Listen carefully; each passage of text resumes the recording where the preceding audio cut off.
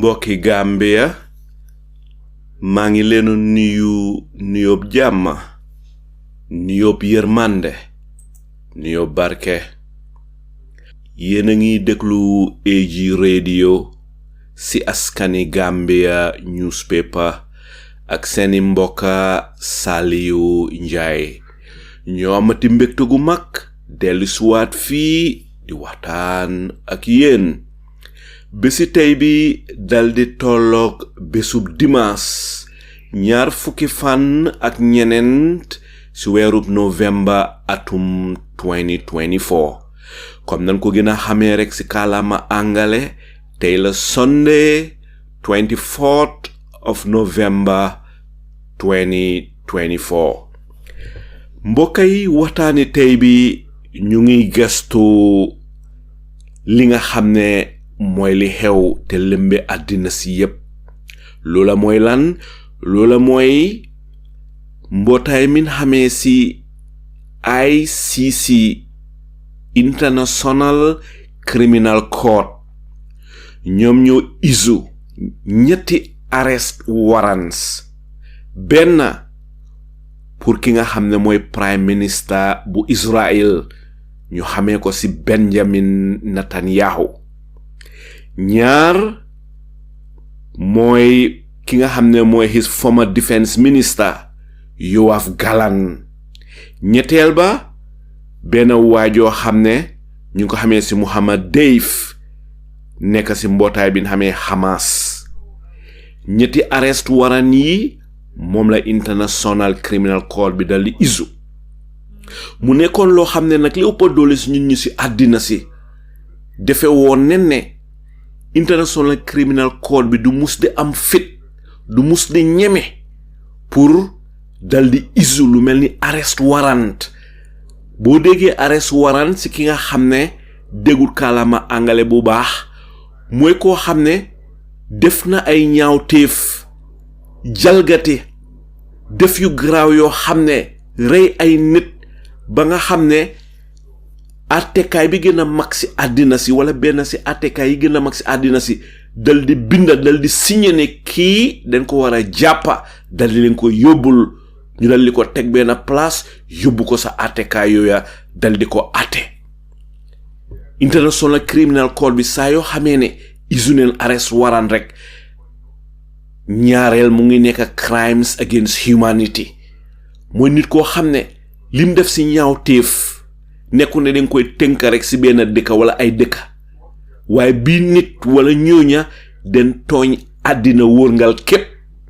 mbépp kuy dund si kaw suuf leen tooñ ba ñu dal di xam ne booba crime booba jalgati du lu tuuti lu rëy la lii mooy li nga xam ne mooy li xew lii nag bam xewee nguuri Amerika ñoom wane neen ne daal li neexu leen ñu koy méttit lu ne lii waruta am waaye nag dëkk yu bari si àddina si ànda neen si am na ñuy wax ne sax ban waree na def lii waroon nañ ko def bu yàgga waaye nag boo demee si ñi nga xam ne ñoo nekk Palestine ñoom dafa am ñu ko gisee ñoom dañ ne lii doesn't change anything nit te Benjamin Netanyahu dina dunda ba dee du mus di gis fuñ ko aatee benn dëkk du ko arrest lépp doole si Palestinian yi nii leen gisee mbir mi am na ñoo xam ne nag gisee nañ ko ne déedéet lii baax na donte ne sax duñ ko mus di arrest yóbbu ko court waaye ndigam International Criminal Court bi jël neen jéego gu mel nii rek lii dafa wane ne recognize neen crimes yi nga xam ne moom la ñoo commit in Gaza nit li xew Gaza jaruñu ko lim fii àddina si yëpp a ko xam waaw ba ñu dal di xam ne mbokkay nit ki di nga yàgga si mbon di def lu bon foog ne kenn mënalu la dara mag ki wax neen ne boo gisee nit koo xam ne day def lu bon yàgga si mbon di dundee mbon dara jotu ko nekku ne dara du ko jot de booba dafa fekk mbon na nga dem jëli mbokkaami jëli yaayee nijaayee doom yi bés bu mbon dal di excès ba kunkungal sa bunti néeg dal di la nuyu keroog bés booba di nga xam lan mooy njëriñu mbon si ngaatal loo mun a def si àddina rek yàgga di nga tasee sa jëf yu bon di ngeen dajee te dina métte yow mi nga xam ne yaay def loola tey nag sun gan gi du kenn kudut Mr. Saul Jawara mi ngeen xam mu nekk koo xam ne moom mooy di author of book boo xam ne nekk na book bu am solo te ñu ngi ñaax mbépp koo xam ne ki Gambian nga fexe jàng book booba leen My Inspiring Journey This Far noonu la book bi tudda boo leen demee Google dal di ko binda rek book baa nga fa su ko defee di ngeen ko mun a jënda book bi seerut ba pare xam-xam dëgga moom la book boobu moom la téere boobu dal di tenka Saul Jawara nag nekk na koo xam ne moom gisee na boppam ne human rights activist la nekk na koo xam ne daf dee support social justice ba pare dal di nekk an author nekk bindakat waaye nag bala ñu dem jëli Mr. Saul Jawara rek mbokka yi nañ leen gestuwaat suñ dëkka di Gambia ndax kenn du jógee sa biti dal di ñu tabaxal réewi Gambia ñun ñoo ko mun a defar bam ne cocc réewi Gambia ñun ñoo ko mun a tabaxal suñ boppa ñun ñoo mun a seet li nga xam ne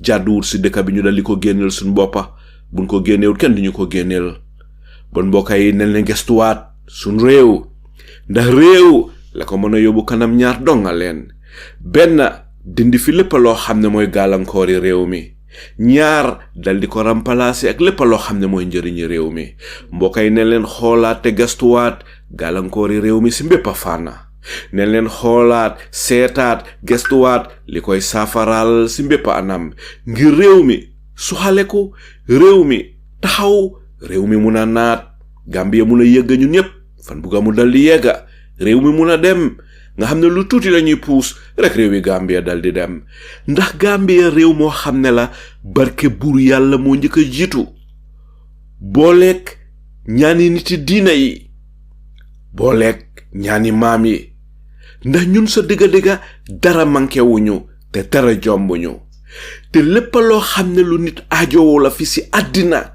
pour réewi Gambia mun a jëm kanam mbokkay buur yàlla may nañu ko ba noppi ay géej yu nangu ak la sa biiram suuf su naat ak la sa biiram teg si dolli buur yàlla may ñu xel rek koom-koomi boppam la bon suñ jëlee suñ xel mi xelli ko nas ko ñaw ko ndàmma ko binda ko waxtaanee ko jàngale ko teg si dolli di ko jëfoo sa dëgga dinañu jural ay njëriñ yoo xam ne suñ njorta sax musu fa woon a yegg waaw ñun Gambia lu tax ñu dal di am xéewal yi yëpp ba noppi waaye ba saa si yàlla tey mënu na lijjanti réew mi lan mooy li waral lii buñ xoolee mbéy mi nappa wérgu yaram dëkkuwaay dundu gu seer ut liggéey yu jafe école yu seer garab yu seer kër yu seer tilim corruption mbalit mi ndox mi ak courant yuy kamaj-kamaji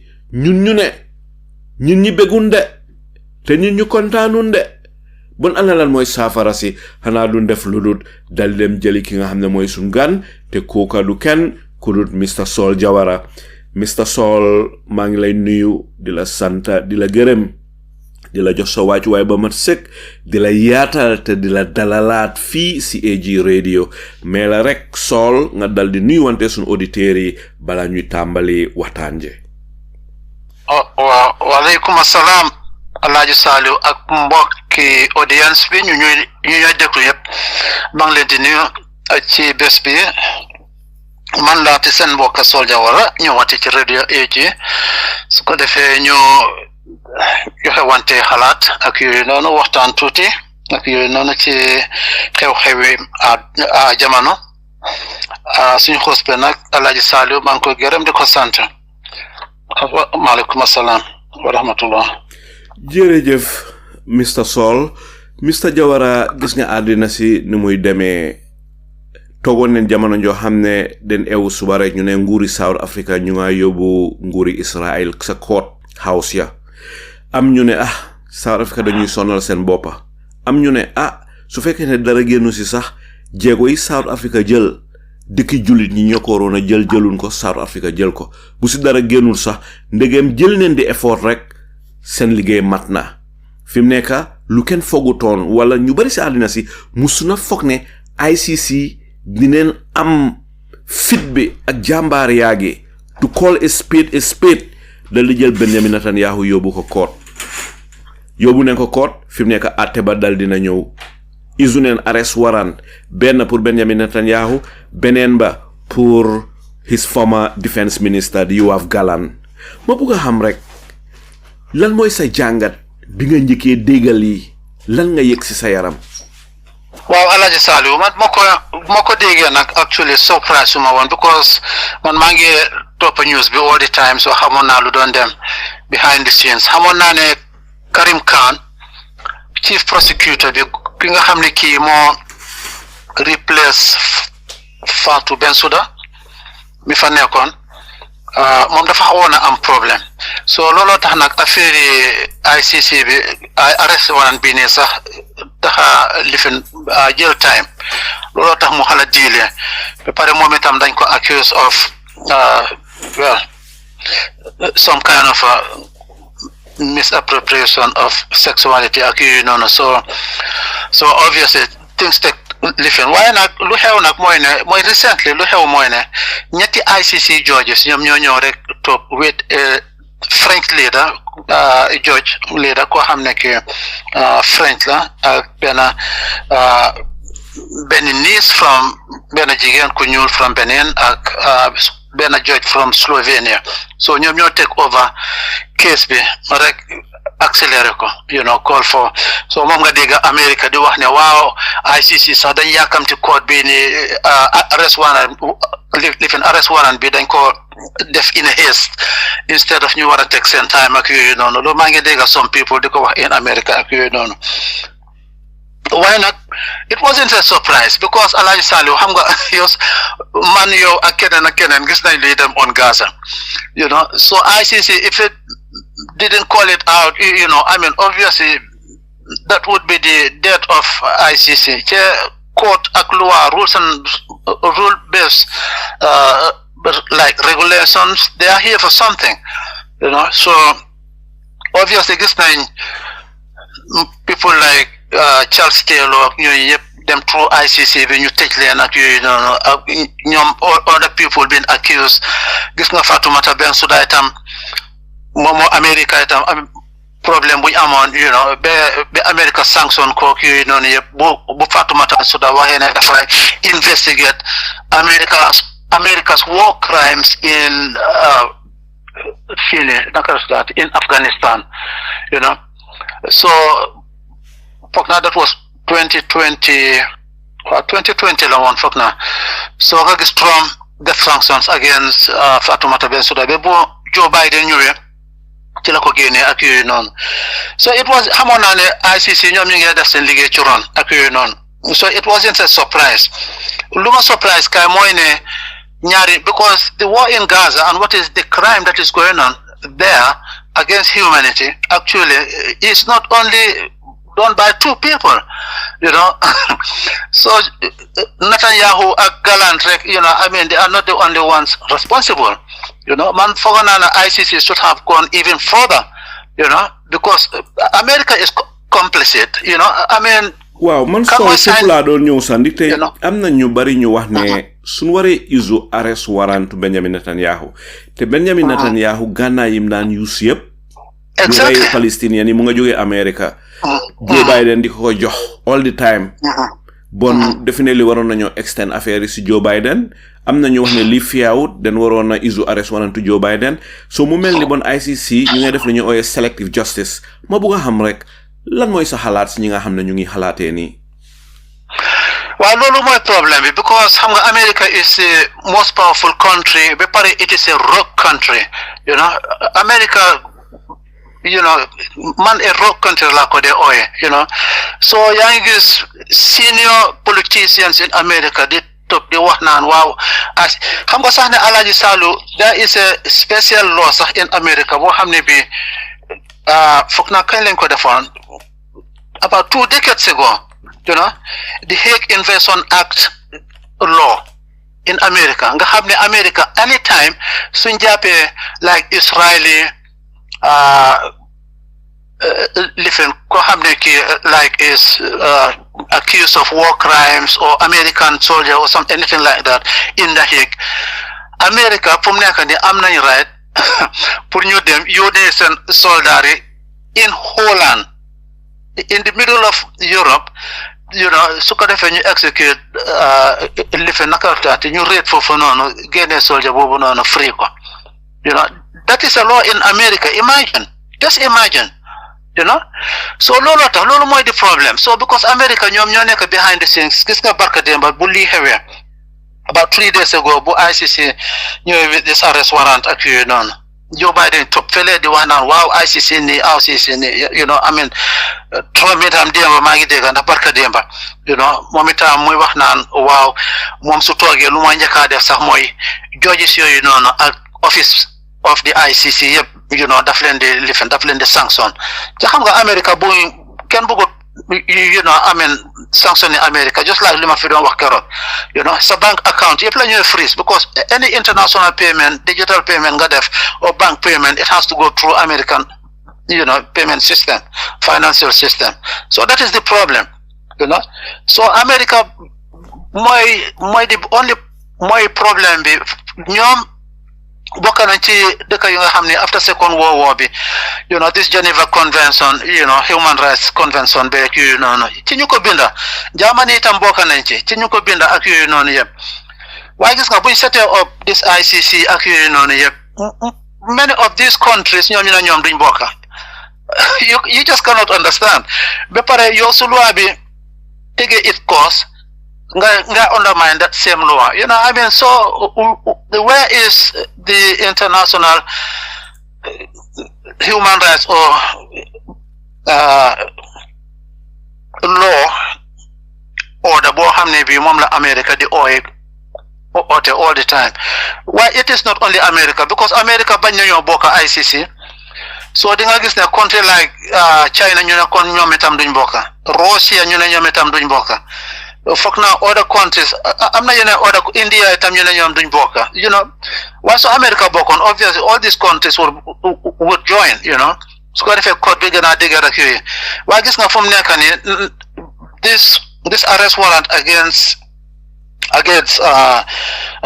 Israel ñëw na fu mu nekk nii mu ngi xaaj the world fu mu nekk nii waaye nag ëpp doole xaaj gi yëpp nag on one side lañ demee ñu ne dinañ abide by the rules of ICC because gis nga xam nañ ne loolu mooy di rule based order so many countries wax nañ ne ñoom nañ toppa so di nga gis ne countries yi nga xam ne yii bëggu ñoo toppa ICC ruling bi rek mooy countries yi nga xam ne yii mooy right wing racist right wing countries yi so mu ngi mel ni America even Democrats yi tam sax bokk nañ they will be grouped into that category fu mu nekk nii so lu gore nga leeral li nga ne America bokkul si ICC bi is not a member of the International Criminal Court no bokkul ci ICC bi waaye nag gannaaw member lañ ci United Nations bi ñoom dinañ bokk ci ICJ International Criminal Court of Justice boobu moom is different. What is the difference between ICC and ICJ?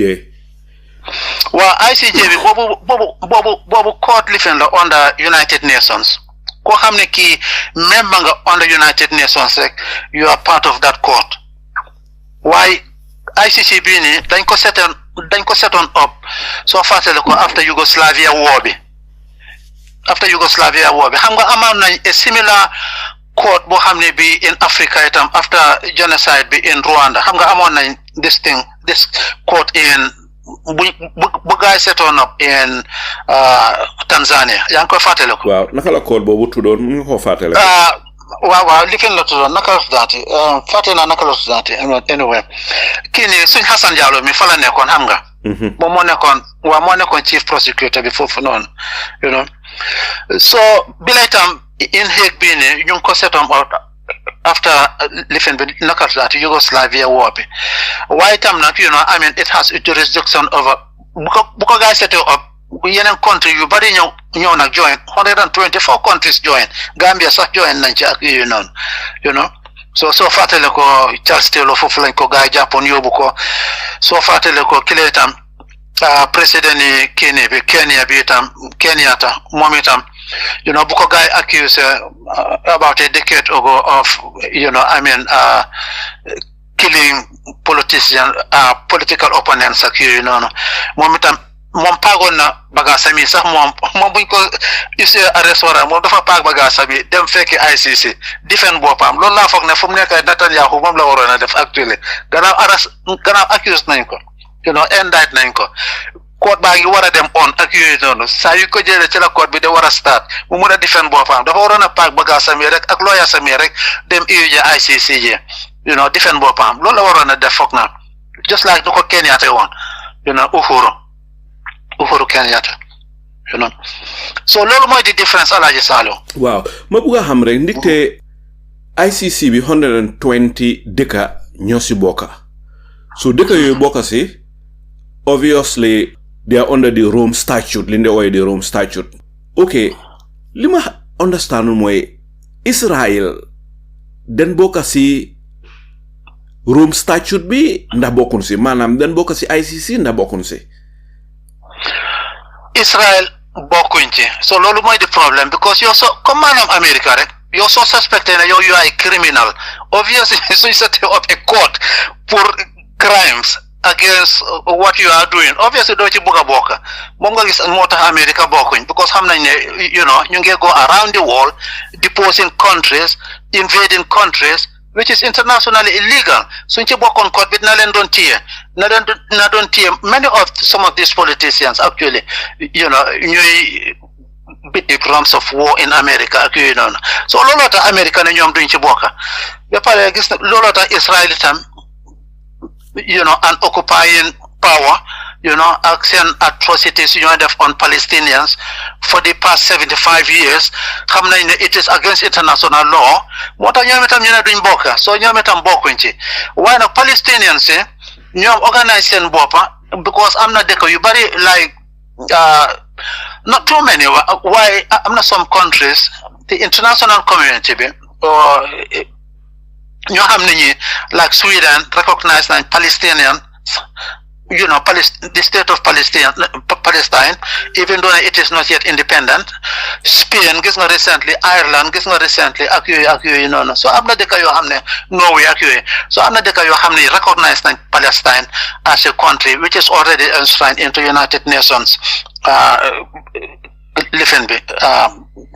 rules into United Nations something like resolution something like that so looloo xew so looloo tax Israel bokkuñ waaye nag Palestine ñoom dem nañ report seen boppa ne register seen boppa on ICC because ñoom ñooy di vulnerable partner so ñoom dem nañ register bokka as a member so su dee a non-member state party actually mu ngi jaay doole rey or commit crimes against the other party boo xam ne bi is a state party obviously guy am nañ the jurisdiction pour investigate lan moo xew ak brought that non-actor into into law ak yooyu noonu so loolu moo xew waaye Israel bokkuñ waaye Palestine ñoom bokk nañ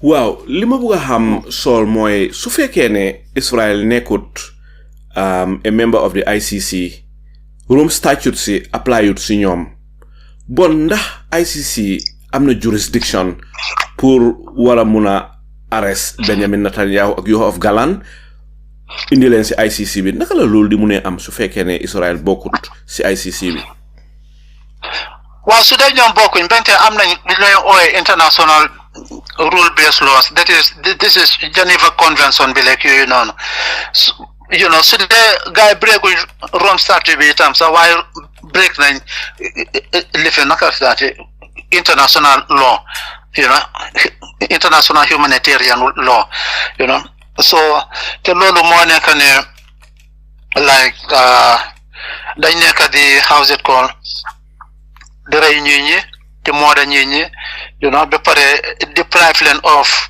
food medicine ak electricity ak yooyu noonu yëpp occupy leen di leen suppress ak yooyu noonu so su ICC amutoon itam sax waaye benn tey itam sax international law na doon jàpp under ICJ ak other United Nations humanitarian convention nañ doon mën a jàpp Israel itam sax benn tey why this particular court that is very active, that is very small, very sharp and active, they take it onto themselves, and do the job, xam nañ ne any other job boo xam ne bii dem na into or under United Nations takes time ba pare xam nañ Security Council bi naka lañ inepte nothing goes nothing like dara du fa de mën a xew because of seen veto power bi ak yooyu noonu so thank God ne am nañ this kind of organizations yoo xam ne yi they are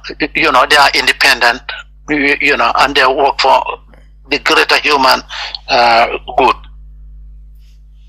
jërëjëf Sol fi mu nekk Mr Jawara boo tegee foofu sa baaraam rek ma dal di ñëw si Ablaye naka nga gisee waxtaan bi ak lan nga si bugg a yokka ak ban laajte nga amal Mr Sol Jawara. Assalamualaikum Halai Salio, my new Mr Jawara. Wonderful again to have you, my fellow Gambians. Halai Salio, dega rek moy mujjé. Doomi Adama moy marchandise yalla. Doomi Adama do ko toroxal nga dem scot free. Comme Sol nim ko waxe rek electricity, food, accommodation. So ko xagné doomi Adama rek is a crime against humanity. It's not only in Palestine, it's all over, even in Africa, in the Gambia particularly. Ñun fofu lañ joggé. Doomi Adama dafa am kër, Yalla daf ñu jox kër. So our fellow human being cannot come and bully us and deny our life to live, our right to live. Musin ko dega. Lolo ta manko maye o Adama Barrow. Mu yu Sénégalais duñu bully, de ray sun doomi. Di leen fire. From Omar Faye to Serigne Modou Ndiaye to our chief of defense staff Marcham to Masana Kinte. Ñi nga xamne ñi leen jox sun our national security. Our national security, the life of our citizens. Senegalais mu ñoo bully. They command aim and shoot and kill. Ñun Senegalais ñu ni neen soldat ñi ne xamantene in operation. Senegalais soldat yi xam nañ Gambian ci in operation. But jamono Adama Barrow la a poor leadership asun kilifa yi nga xamne they deny to stood for the Gambians. Mas ñu Omar Faye.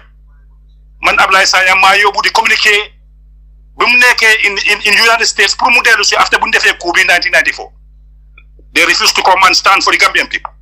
Tay ñoo amé sun lengé bi. Ñoo ray sun doom yi. Ñoo xagn lu ñoo dundé. Adama Barrow di dawal SUV $12 million. Gambians they don't have what to live on. It's a crime against humanity. Nga jëla sa biir kër suñ toolee ci taw su ñëwee yëpp di float. Gambians are dying. It's a crime against humanity.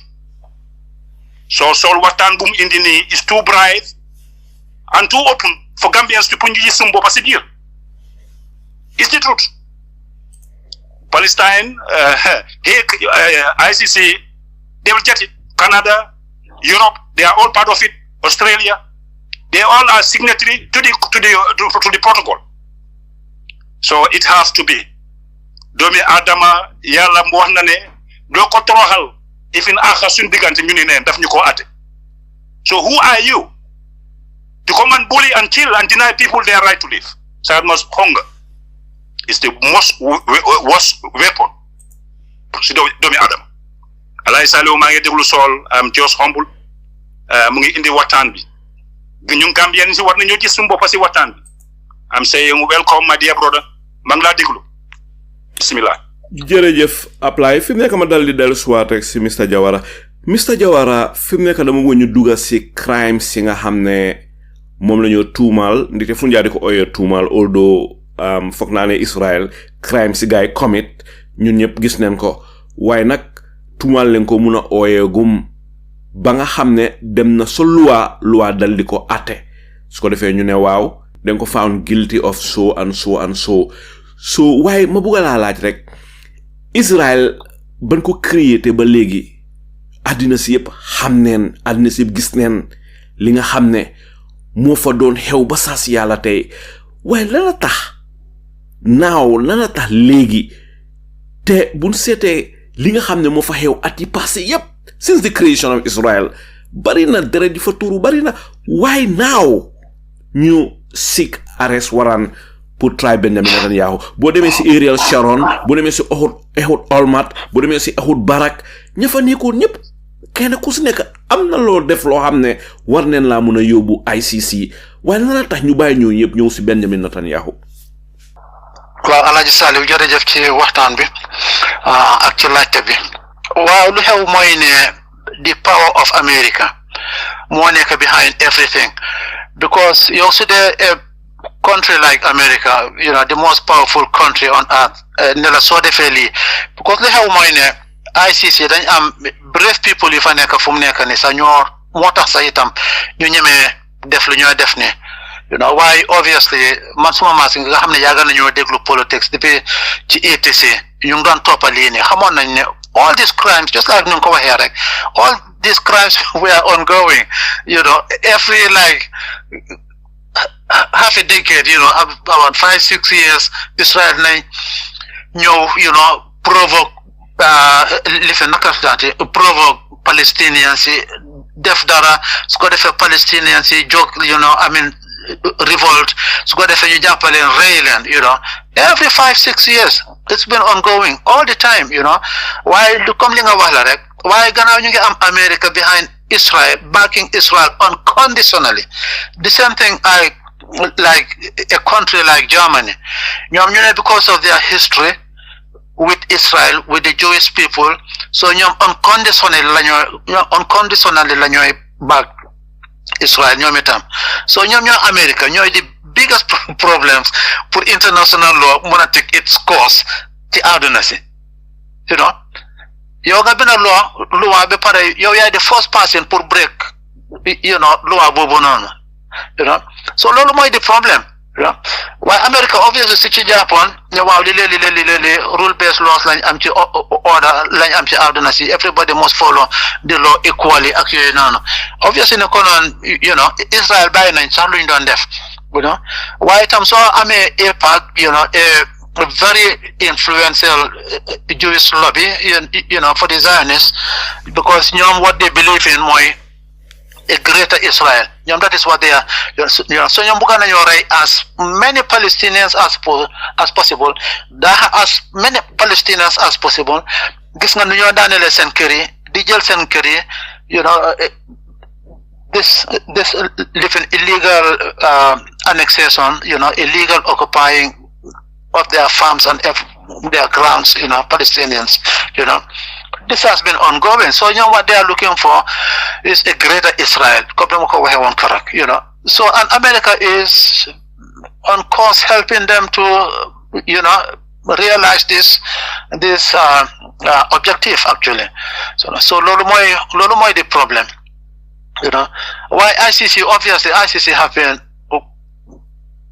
like comme maa ngi dégg Ablaye Sagnang lu mu doon wax affaire yi jël ICC lif soo foogee ne Gambia Barrow ngeen def loo xam ne lii is crime against humanity mun nañoo get together as a group ñu bring a case against Barrow at the ICC we can do that comme nu gars yi defee woon case against Yaya Jammeh rek at the ICC ba tey ji loolu fa so guy throwing ko out so ñu ngi war a seet daal pour welcome in the near future arrest warrant Yaya Jammeh pour yóbbu ko court ak yooyu noonu yëpp loo xam naa ne du yaagaati sax moom so fii leen ne like Barrow mu ngi def loo xam ne lii is crime against humanity in the Gambia we can a couple of people can get together living cases evidences collect evidences ak yooyu dem ICC yóbbu Barrow ICC that can be done. ICC is here for everyone. Why Alhaji Salih lu ma wax ne like gross violation of Palestinian human rights loolu moom yàgg na fi moom waaye lu taxawoon ne dara xewu ci woon rek mooy ne because of the help of social media as well ak no global world be coming intertwined fu mu nekk ni lu xew at a certain place bala ñoo wax ne 2-3 minutes dem na around the whole world, everybody knows about it. So gis nga wooy Israel-Palestinian bi num exposé musu ko expose ci àdduna. So am na ñu ci bari soo xalaatee sax am na ñu ci bari ñoo xam ne ñi musuñ woon a xam nañ daan dégg ne woo bi ñi leen ngi xeex rek waaye lu taxoon ñuy xeex ak naka la xeex ba daan demee sax, because it wasn't that open as it is now because of social media, sakatuma TikTok ak Facebook, ak yooyu noonu, expose nañ woo bi a lot and putting pressure on politicians, that is one reason actually. yaa ngi gis America, lifine naka la tuddaati protest, yaa ngi gis students naka la ñoo protester ci campus yi ak yooyu noonu. This Gaza war sax tax na ba democracy according to my analysis tax na ba democracy lose to how's it called, Donald Trump, because over 10 million Syrian Muslims during this past elections, they were voting because of what is happening in Gaza. Te lolu mo Daniel Kamara Harris, so it has been going on, but it is now exposed to an extent, like never before. You make a Britain for every weekend, thousands of people every single weekend would go out in London streets, the protests, So lolu mo gëna put pressure on not only ICC, why even politicians pour ñu wax ci ak yooyu noonu. So ñu jël stance. Alaaji Salou. Jërëjëf Sols, ma bëgg a xam rek Mr Jawara, ndite am na ñoo xam ne surtout Gambia ni du ñàkk ñu bari si ñun xamun li nga xam ne mooy xew Israel, ndite boo seetee li nga xam ne mooy xew Gaza, wax dëgg xam naa ne muy man muy yow ak keneen saa yoo xamee ne ubbi neen YouTube am na yu ndee gis dañoo gaaw a daw génn fa di te xool mayuñu antanuñ ko sax di xool yooya, daf dee daw yaram, daf dee tooyal xol, daf dee tooyal bët, day yàq sa bés yépp. su la fekkoon ngay lekka am na yoo xam ne boo ko gisee Gaza rek soo moytu di nga dëppalang doon lekka dem toog. mu nekk lu daw yaram, nit mooy def moromi nitam lii. waaye ma bëgg laa laaj rek, lan nga foog ne moom la Netanyahu def ba tax àttekat yi ni dal di fa sukkandekoo pour issue arrest warrant yi? Ndikte boo seetloo li Amerika di wax ak li Benjamin Netanyahu di wax daf di utiyee li muslim yi di wax. Benjamin Netanyahu soo waxee mu ne moom mu ngi ubbi yoon bi, it yaa ngi jàlla ñàkkun lekka, Hamas ñoo dee laaxu si biir civilian yi, di laaxu si biir lopitaan yi, di laaxu si biir school yi jumaa yi, loolu tax Israel dem di bom lopitaan yi jumaa yi school yi. waaye Hamas ñu ne ñoom defun loolu, te muslim yi ba di leen dee weddi loolu. so mu mel ni Israel ñu ngi justify rey ñoo rey, waaye nag palestinien muslim wol bi ñu nga xam ne déedéet demeewut noonu. ba pare it wokka yu fa nekka li gaay dee wax daf dee utee li Benjamin Netanyahu dee wax. li Benjamin Netanyahu dee wax daf dee méngoo li Amerika dee wax. mu mel ni Amerika naa ne Joe Biden ne Benjamin Netanyahu seen wax daf dee méngoo. léeg-léeg nag demoon na foo xam ne sax léeg-léeg Biden dal di wax loo xam ne lii xëy na dafa kala criticize Israel a little, waaye daanaka seen wax Joe Biden Benjamin Netanyahu seen wax daf dee méngoo. waaye ñoom ñaar rek la seen wax dee méngoo ak xëy na few other countries. li ëpp doole si di kay nekk si àddina si liñ dee wax ak li Benjamin Netanyahu dee wax jëmale ko si li nga xam ne mooy Gaza daf dee mel ni guddee bëccëg. lan mooy li xew? ndax àddina si ñoo xamul li xew? ndax Benjamin Netanyahu li muy wax du dëgg? lan mooy li xew?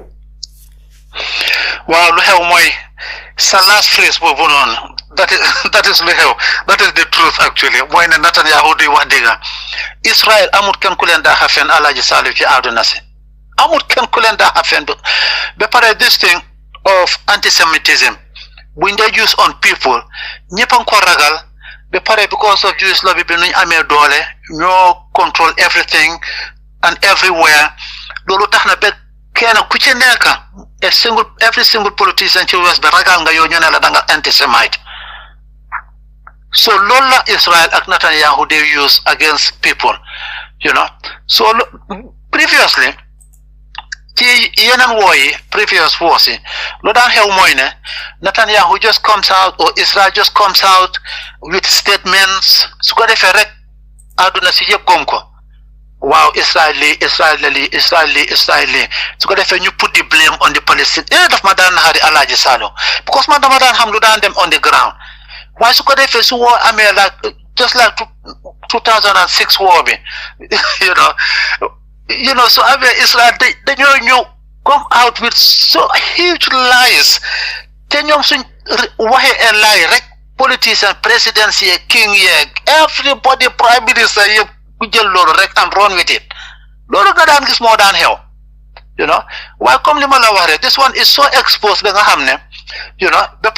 so many like people on the ground, who have been started, you have so many journalists that's been killed in any other war, breaking the record mom, put kill journalists, for now over 200 and something journalists in Rayagum. Lolo Musota Amchi Ben war, because they target them and they kill them, just like Linga Watek. Then bomb deliberately, because Lisa Bokaneti ICC sent charge Netanyahu and Israel. They are deliberately bombing civilians. They do it deliberately. The parent so long have a wreck the other minute you all about to go, wow, Hamas more for Nekon. Wow. Well, Hamas Neko for one, listen for Ben Hamas. So this thing keep going on and on and on and on. So yeah, again, you just like understand that this is not true. Because so international community be no legal digger, on the ground. So Amnesty International legal digger, you on the ground. Human Rights Watch legal digger, you get on the ground. United Nations legal digger, you get on the ground. Obviously, say so fen bobu na nakle ni gise japele ne from nekane Israel war be not up. Israel is finished, it's done. Man mom la dewa, sakatuma verdict be boom you belifen. So you can normalize it, Israel is done. Because so many people, so many countries are against Israel, what Israel is doing. But crimes and they get accused of my starvation as warfare, just like Lingdon Wahnirek, So there before war in Gaza, about 200 trucks you get to a day. So during this war, you get buy just 20 trucks and you do a day. So no, you get buy trucks. No, trucks is in Hamas new day trucks. Why did you prove no, this is not true. Gagis camera on site, the one in you pour utilun leka trucks. This has nothing to do with Hamas. People are hungry, starving and dying, So little more hell. So Joe Biden just 2 months ago been to Israel, because Israel then decide that put new staff Palestinians. Either so for Palestinians gain a fofu or the India, to starve them to death. Lola Israel bugon so Joe Biden been a call letter. Imagine that instead of we equity telephone we call, he wrote a letter. State Department be write Netanyahu a letter. They call wow. They want to buy more trucks, new dugasi and for food and medicine, blah blah blah blah. In 1 month time, just now 1 month time. Just imagine. Langa foog ne moo tax Joe Biden jëlu téléphone am call laata muy binda letter lan nga foog ne loolu la jublu si lii. Because dafa ragal Netanyahu. Americans yi ñëpp a ragal Netanyahu. waaye am na ñu wax ne Netanyahu su dee waxee Joe Biden daf dee tof si moom daf ko dee yuuxu am na ñu wax loolu. No. Gannaawam. Why not in his front? Sorry, in his presence. Lan mu ragal Netanyahu? Well, because of Jewish lobby. Jewish lobby will support he cannot be a president in America. As simple as that. Gis nga sax ñu nga xam ne 7 October war bi boom starté Palestinians ñu nga xam ne ñoo nekkoon sax ci house bi di support Palestinians yi sax dañ leen génne fu mu nekk nii Jewish lobby bi génne na leen xam na yaa ngi fàttaliku dat Somalian Ihanoma ak Palestinian boobu noonu dëkk New York nekkoon moom itam a lawmaker génne nañ leen from their places. Loolu moo xew in America. Ñëpp a ragal Netanyahu, ñëpp a ragal Israel in America. Mr. Jawara pour wara mu leer sun déglukat yi ngene American lawmaker bo mooy kii ni Omar Hirsi Ali moom nga wax. Waaw No. Hirsi Ali, Koko. Oh my goodness. Koko is the worst person. Koko do Okay, Koko fana net. Wow, Koko kenen la wow. Koko anti-Muslim la. Koko anti-Israel. Koko anti-Islam la. Ko xamne ki japa joge won Somalia dem Holland am fa kayit be nek fa lawmaker dir ak yoyu non way mom ci right wing bi la imagine from Somalia nga dem nek a lawmaker in Holland nek ci right wing bi ne waaw Islam is a problem in this wall Islam dañ ko wara gene o Islam dafa wara reform Islam baaxut Islam dañ aggressive Islam is not good for women and blah blah blah so mom façon politique bobu la ya xam nga tuba bi rek so waxe lolu rek ñu jël la embrace ñu ne waaw ki sax serigne la xam na lu moy wax so nu la ko gaay embracer ak yoy nono yo ya ngi Ilhan Umar nga wax non Hirsi Ali bi nga mo dikatu da waaye Hirsi Ali nga wax waaye lawmaker bi nga wax ne dañ ko gene moy Ilhan Umar waaw dañ ko gene waa Ilhan Umar exactly moom Somalian la moom itam mu ngi in Minnesota you know so fu nekk dañ ko génne Ilhan Umar waaw dañ ko génne foog naa de because gars dañ doon war a am by election you know so EPAC ñu dem spend millions on the other side actually her opponent so noonu la ko gars yi génne ko ndi xam nga America money talks you know man ko xam nga America money talks so loolu mooy di problème daw na yaram waaye so dafa am loo xam ne Benjamin Netanyahu daf ko dee weedi Benjamin Netanyahu mu ne moom used starvation as a weapon of war moom weedi na ko moom saa boo waxee rek mu ne trox saa ngee duga gaay am neen enough lekka ba pare sax defoon na benn programme mooy polio vaccine programme boobu pour pengu palestinian yi mu ne ndax nit koo xam ne kii da nga bugg a commit genocide ndax di nga dem pour def a programme for the polio vaccine ba pare wedi na ne used starvation as a weapon of war te loolu la ko àddina si yëpp accuse loolu bokk na si li nga xam ne moom la ko international criminal court bi accuse ok ma bëgg laa laaj rek ndax foog nga ne àddina si dañ ko am wrong Benjamin Netanyahu rek ko am right am déet lan mooy si sa xalaat well àdduna si ñu ne ko kuñ ñëpp tuufli nga tooy àdduna si yëpp duñ mën a am wrong Benjamin Netanyahu alone ak America get it right you know so loolu la because I mean bu njëkk bi like in May something around May you know about 117,000 tons of food ñoo doon enter Gaza something like 6,000 trucks or something like that, you know. Why should there very few trucks from Nekani enter Gaza, less than 30, you know? Before muy wax naan du gonna figure out obviously people are on the ground. So lola. So polio vaccine bobo no because there was an outbreak. Umrah guy announced on mo United Nations representative branch bu nekk foofu noonu in Gaza guy announced on polio is you know detect polio mu ngi ñëw you know very quickly back again in that society because garab amut medicine amut dara amut you know ak yooyu noonu and they are living in a miserable conditions you know so polio started di ñëwaat yooyu noonu waaye loolu xam nga ne du dëgg obviously ONRA ñoom ñoo doon def vaccination boobu noonu sax waaye xam nga ne Netanyahu du ekkati sa garab you know paracetamol sax jox a Palestinian you know much over you know vaccination like against polio he won't do that yooyu yëpp ay waxi propaganda la rek you know which he is very good at actually.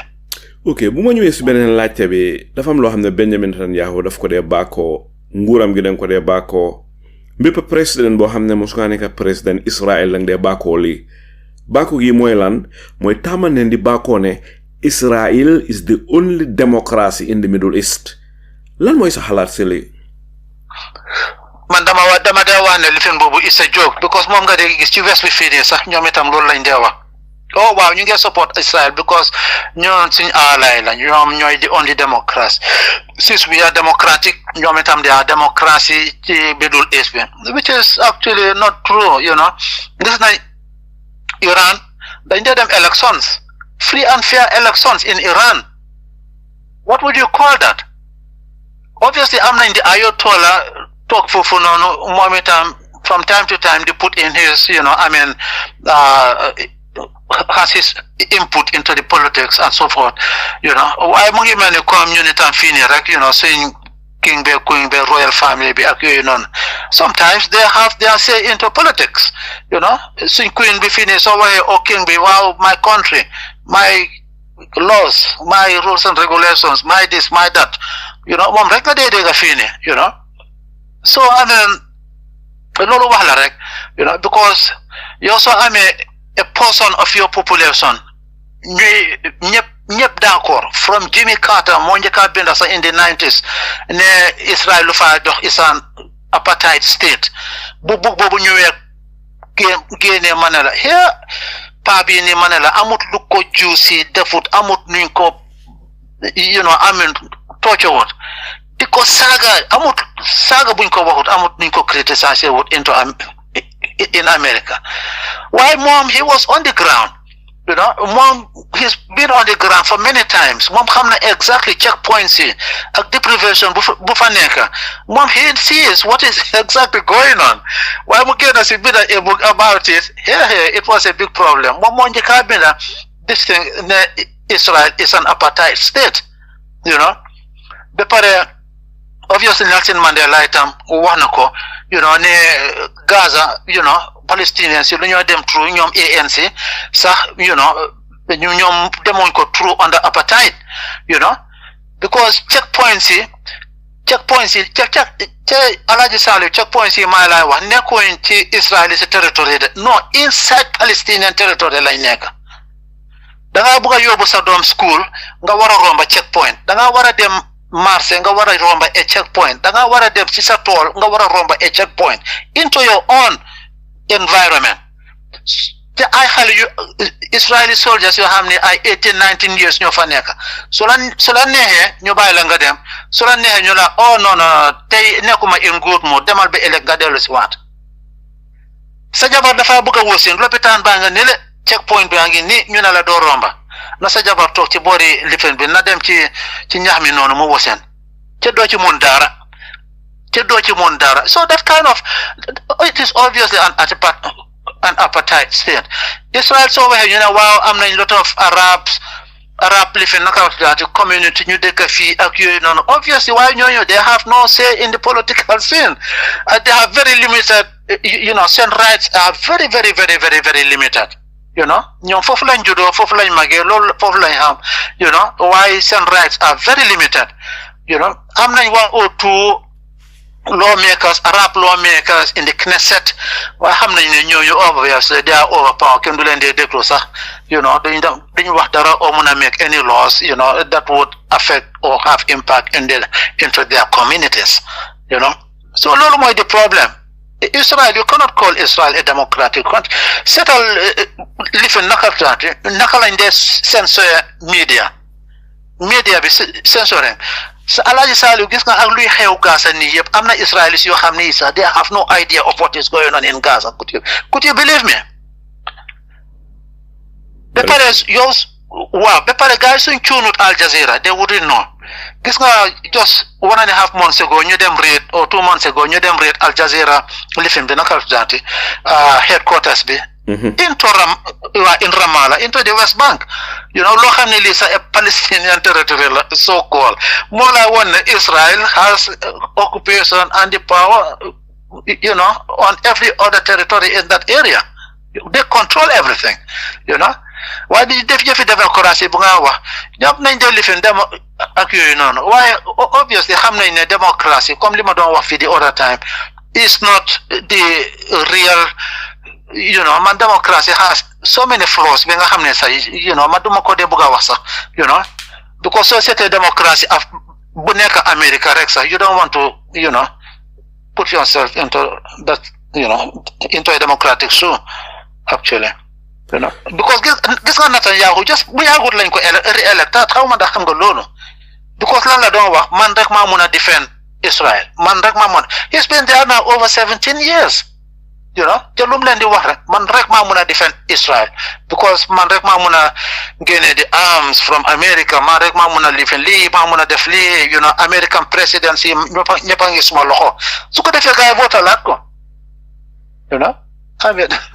Sol ma bëgg xam ne lan mooy sa xalaat si am na ñu dee wax ne ñoom Netanyahu ñi warul leen a gisee ne ay yahud leen ñi dun yahud ñi zionist leen am na ñuy wax loolu am na ñuy wax nag ne ay yahud leen waaye am na ñuy wax ne ñi dun yahud zionist leen waaw am na tamit ñu bari si Israël si ñuy wax ne yàlla mooy ki leen jox dëkk bi mooy ki leen jox réew mooma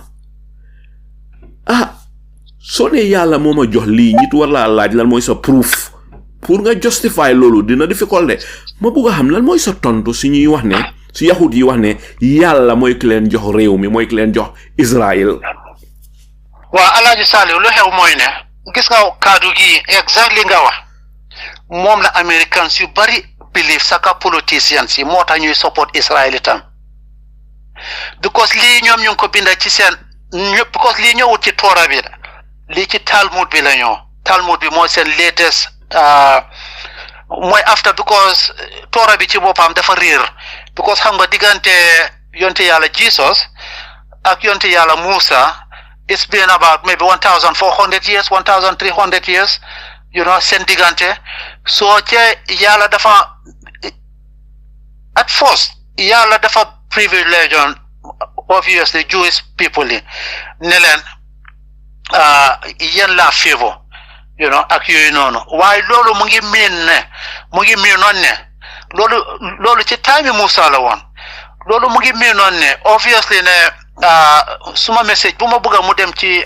around the world yéen through yéen mu ngi mel ne tey nga am a family rek yaa ngi am 5 doom nga ekkati kenn ki you know ne ko am demal ci supermarket bi nga dem jëndi dara pour ñoo famille bi ñoo lekk that doesn't mean ne kooku nga ci gën a favor that doesn't mean ne kooku nga ci gën a bugga waaye da nga ko jox responsibility moom as an elderly daughter or person of the family pour mu dem jëndi lekk ñoo isi ñëpp mun a lekk so waaye yàlla noonu la favor leewoon juusi pour su ko defee moo tax yonent yu bari daal ñëw true ñoom waaye nag ñoom fuñ weedee yàlla ak fu leen yàlla fuñ amee problème ak yàlla mooy ne yàlla yonente bu mu yónnee waan rek gaay rey ko ku ñu yónnee waan rek gaay rey ko so loolu moo den problème so seen gaay yi ñan mooy gaay ñi waa ñoom juusi yahut yi waaw yahut yi so ñoom ñoo daan rey yonent yi nga xam ne yàlla mooy ki leen ebal ñu jël yonent bi yàlla yi di rey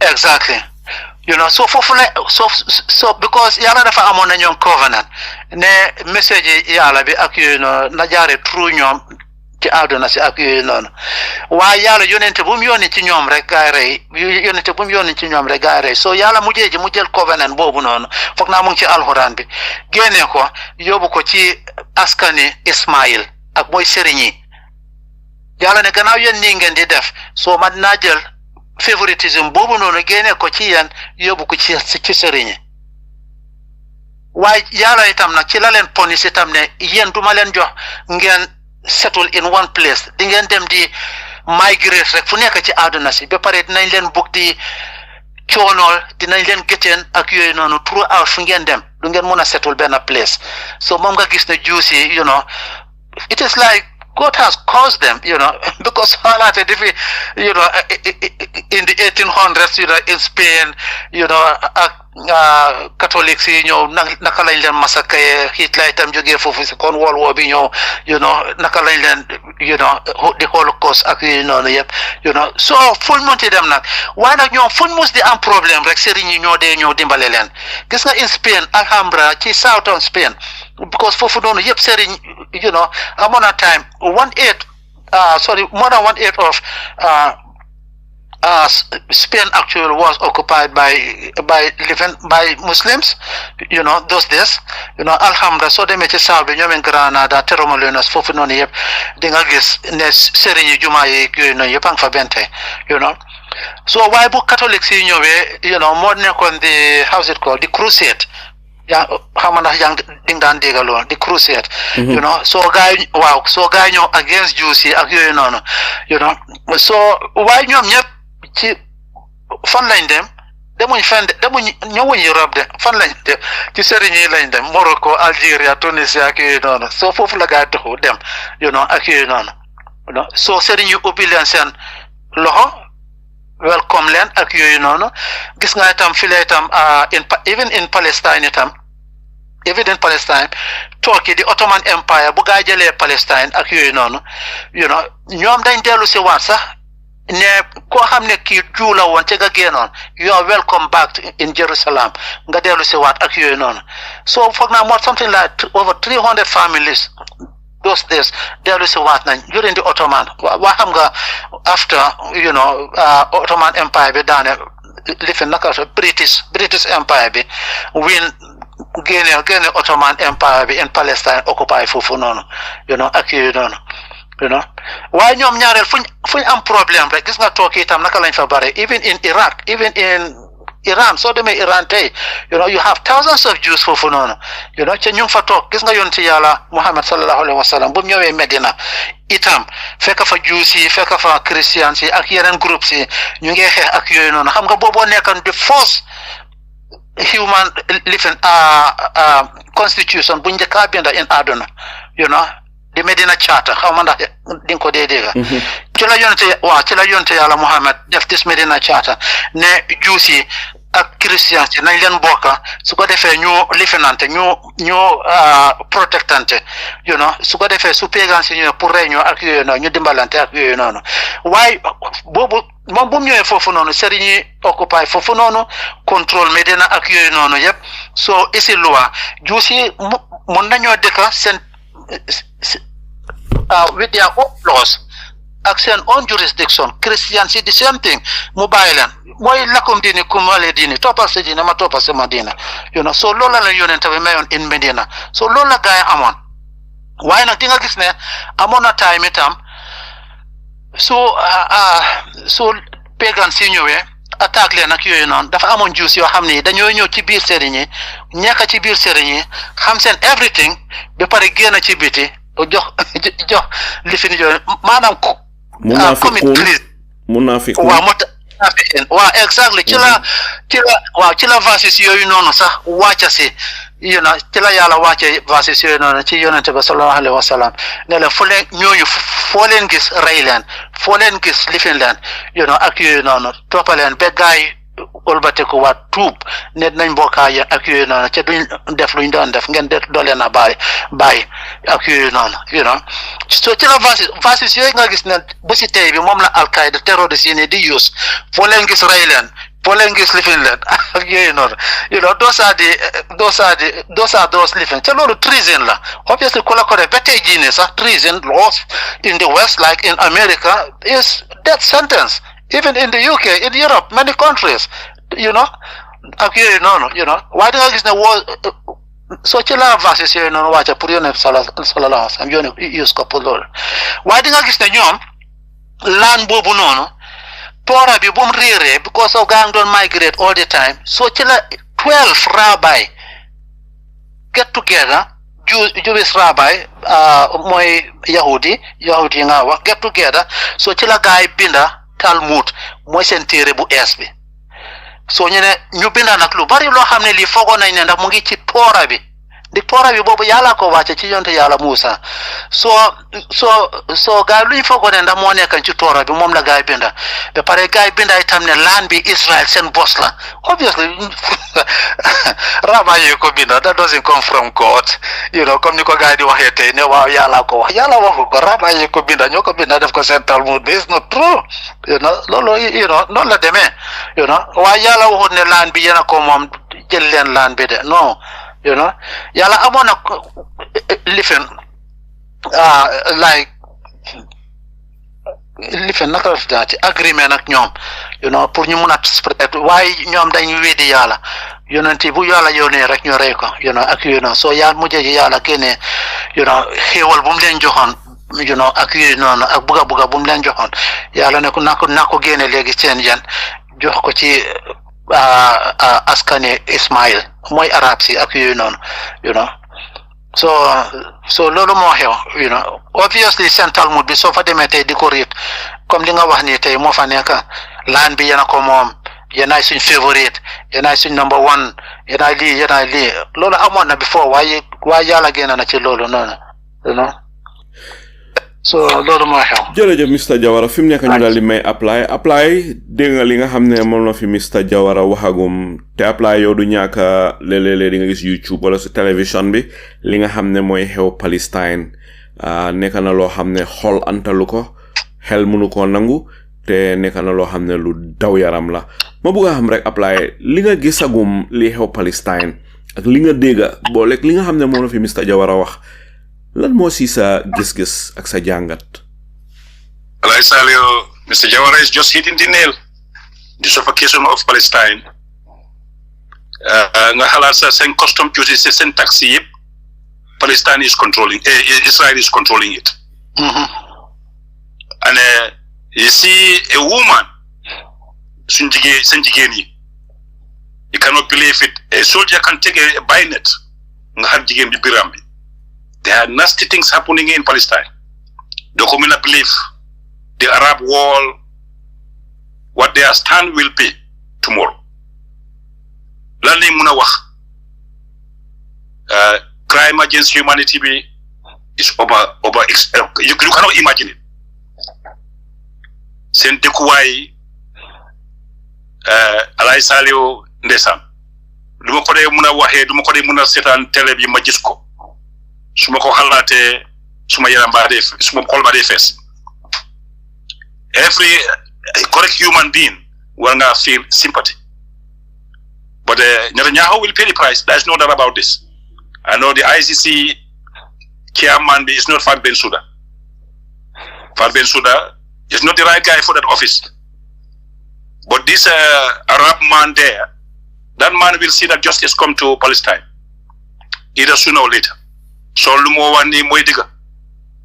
And we the Africans nga xamne ñoo taxaw gaay South Africa put the things on the table for the ICC to investigate. Recently, Amnesty report be recently. How many children and women have lost their life in such a brutal way?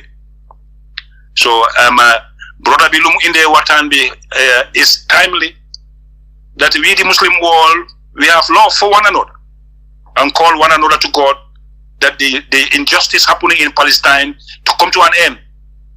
Down in Palestine fought for South Africa the time of their struggle. So Lord Nelson Mandela de lo njukal biñ ko baye ko le gannaaw la mo feto and at the presently South Africa administration be they also took the same struggle for to pay back whatever Palestine did for them the time of their struggle. And I salute the same struggle in Gambia. The same struggle in Gambia. Soon leadership they deny us our right to live. Ya jeme def ñu rey. Adama Barrow tam mu ñu rey. He gives Senegalese order to aim and shoot and kill. Senegalese they are killing us. So you mune watan Palestine or about our homeland, our mother's land, where we belong. It's the same. Lota ma wala ñoo Omar Faye nekk defense minister ak Serigne Modou Ndiaye ak Massane Kinte. Their responsibility, we decorate them with the taxpayers for them to protect our life and our property. Senegal amuñ benn right aim and shoot to kill our citizens. So we cannot take it for nobody. So Adama Barrow will be called upon it one day. Them name ICC, them sue Yahya Jammeh. So we cannot leave no child behind. Adama Barrow also will be sued one day. I was part of it. Layel Mai Fati, Dr. Sidat Diop. We were at the ICC. The life of our people. And Senegal is doing the same crime to our people in the Fonyis and the Daslami border. Sutawe sunde kabiye pa de float. Kama yi ñun local toilet ling bari le Gambia. Toilet dafa float ñew ci suñu dekk way. Our people are dying. Suñu dekk way so our shelter yep are destroy. So Adama Barrow di dawal di fay bopam $150,000 lu mo leka a day. Mina advise me this year they yokk seen budget to 3.6 million. Just 4 advisors and 3 deputies. It's a crime against humanity when Gambians are dying. It's the same. So homes is away, business yepa they stop. Kuteka set nigam, am fever, am lumu leka. It's a problem. So Lord Emmanuel brother Saul watan bum indi fi is just to digest whatever we the Gambians are feeling. Then you just sumpo pasi watan bi. It's all a crime against humanity. Adama Barrow nge won round deka bi mile ñaata water correction la def bu mom toge bo demba am nañ ñanga do ñanga lo mi ne wuli ngara amuñ dox since when last year ndox problème suñ doom yi suñ yaay dañoo jóg 3 o'clock 2 o'clock si guddi pour ñu root pour ñu am dox ku munta jóg doo am dox looy naan it's part of shelter and food so it's also a crime and how much Adama Barrow is paying himself. They are sharing our cake to themselves and denying the Gambian people for their right to live. Medication in the Gambia is the cheapest and even our neighbors are enjoying it. Not them Botswana. It's free medication. Not them Botswana. It's in Africa. It's a free medication for their citizens. So Adama Barrow do hamudli real. Botswana boki Gambian la blame nak. Let's stand up and take over our country from Adama Barrow. It's high time now. Our citizens are dying in vain. So a lot of Palestinians will enjoy it. You remember our own family back home, the suffocations they are enduring from our leadership. Amnesty Day, Sabente Hamun Finland Soul. Dot Fall, Fafanyang, Dot Jibril Say, the two Sise family, the Gambian Americans. Bente Hamun is a new Finland Soul. We cannot find them. And their families are crying in their heart. It's a crime against humanity. And we're going to find this out. Parayungun Gambia. Adama Barrow is going to follow suit like Adama Yajame. There is no doubt about this. Truth must come to our people. We must take over our country. Binyo Teda Bombadika, Binyo Yajame, Nyom Yaping it down by rule. Seven modern Jaya, the enable Yajame, then what? Omar fight them the same thing. So, Masani Kinta them the same thing. So now we cannot sit here. You fight ya Jame Puri Amsun Reumi. The same people you Amazon Lengebi. And the military is there. Gambian National Army will be judged. History will judge them. So Netanyahu, he'll be brought to justice. There's no doubt about this. Americans cannot stop this. They cannot stop it. And the defense minister. They have to be brought to the justice. Crime against humanity, let you do them scot-free. ICC is there for everybody. Mr. Saul, my dear brother, we are compiling Adama Barrow's crimes. We are compiling it. The same thing, we are compiling it, and we're going to bring the case to the ICC to bring justice to our people. There is no doubt about this. Mala Jirim, Mala, thank you very much, sir. Bro, you brought something here. That's hardly talking. Our hands are full. So I mean, law for your people. Such a crime must be come out to light. Solution. Thank you, sir. Jërëjëf apply fi mu nekk ma dal di ñëw si beneen laajte bi Mr Jawara am na wax joo xam ne tàmmaneen di dégg ñeena ñi si yahuud yi xaw ma ndax yahuud leen ndax zionist leen ndikte unless ñoom ñu wax ne zionist leen dineen xam ndax zionist leen waaye ñu bari si ñoom dañ dee wax ne yahuud leen man nag musuma dox ba tase ya kuma ne duma yahuud zionist la déedéet waaye nag ñun ñëpp wala li ëpp doole si nit ñi xam ne there is a difference between a Zionist and a Jew. There is a difference. Waaye nag tàmmaleen di dégga ñeena ñi si ñoom de wax ne they are the chosen people. ñoom yàlla mooy ki leen tànn ñoo gën si ñin ñi. xaw ma na mus ngaa déggal lu mel ni su fekkee ne mus ngaa déggal yahuud buy wax lii ndax yow gëm nga loolu ak lan mooy sa jàngat lan mooy sa gis-gis si yahuud yi tàmmadee wax lii. No, man gom na la because the Al-Quran ba sa yalla waxon na ko ne they were the chosen people. They were the chosen people. At that time, until this time. Okay. No, at that time they were the chosen people. Why? Because of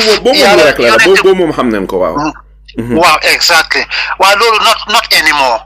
Why ñom sen Talmud bi ñom nañ ñu fa binda ne ñom they are still the chosen people.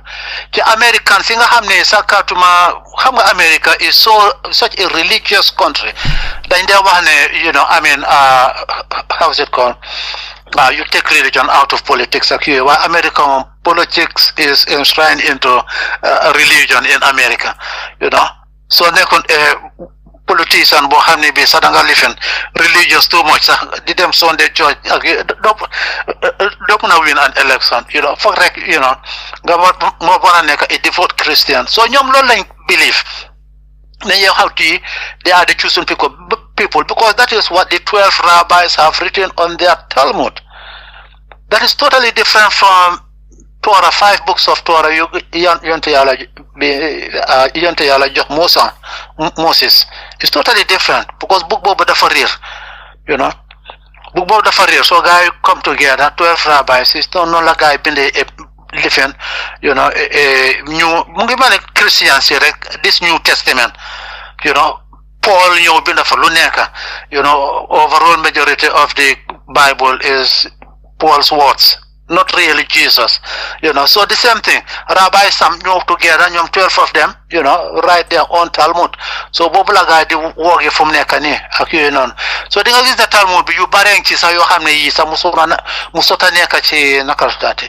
Musota neka chi Torah bi won like di jël ganar ni diko wundal ni sa bopa bi pour pour sa sinsi pour nga pour nga like éradiquer sa sinsi gis nga yoy la gaay dé def ak yoy non yépp ak naka la gaay dé solo Mr. Jawara pour ñu mu léra sun déglu kat yi xamna ñu bari musuna déga Talmud wala ñu bari xamun ko xamne ne Tawrat mom lañu oyé Tuura si anglais xamne ne Tawrat bi ko wacce si ñom moy bur Yalla waaw ndax dafa am lu utale Tawrat bi ak Talmud bi lan mo leen utale Talmud bi ak Tawrat bi moy bi Yalla wacce si ñom bo mo amul dara luñ sey wérante waye Talmud bi ñan ñoko binda ak ndax dafa uté ak Tawrat bi no ñom ñoko binda because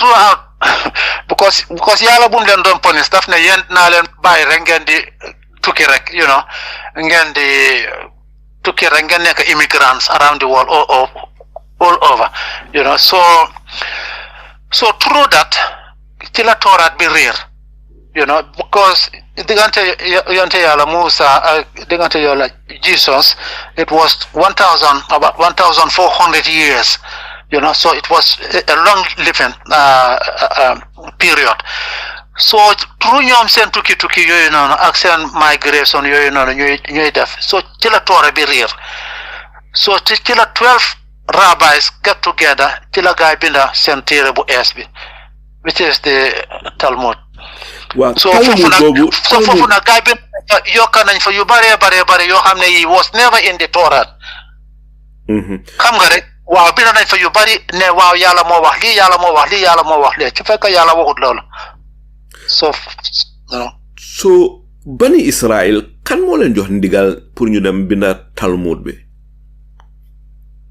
waaw non la rek mu ngi mel tay Christians yi rek first testament bi sorry the New Testament kenn doxul leen ndigal ñom ñoo ko take up to themselves get to go and organize seen bopp choose 12 rabbis ñoo write this Talmud ne li lañ fogg ne ndax mo nekkon ci former scriptures yi ci fekk sax nekku fa ak so xam nga rek ñu ko racha tay sa kanam so ñu binda yu bari yu baax pour juicy ñom seen boppa waaw ñu we are the chosen people ñun la Yalla choose ñun ñoo gën so racism bobu nak mo nekk sax ci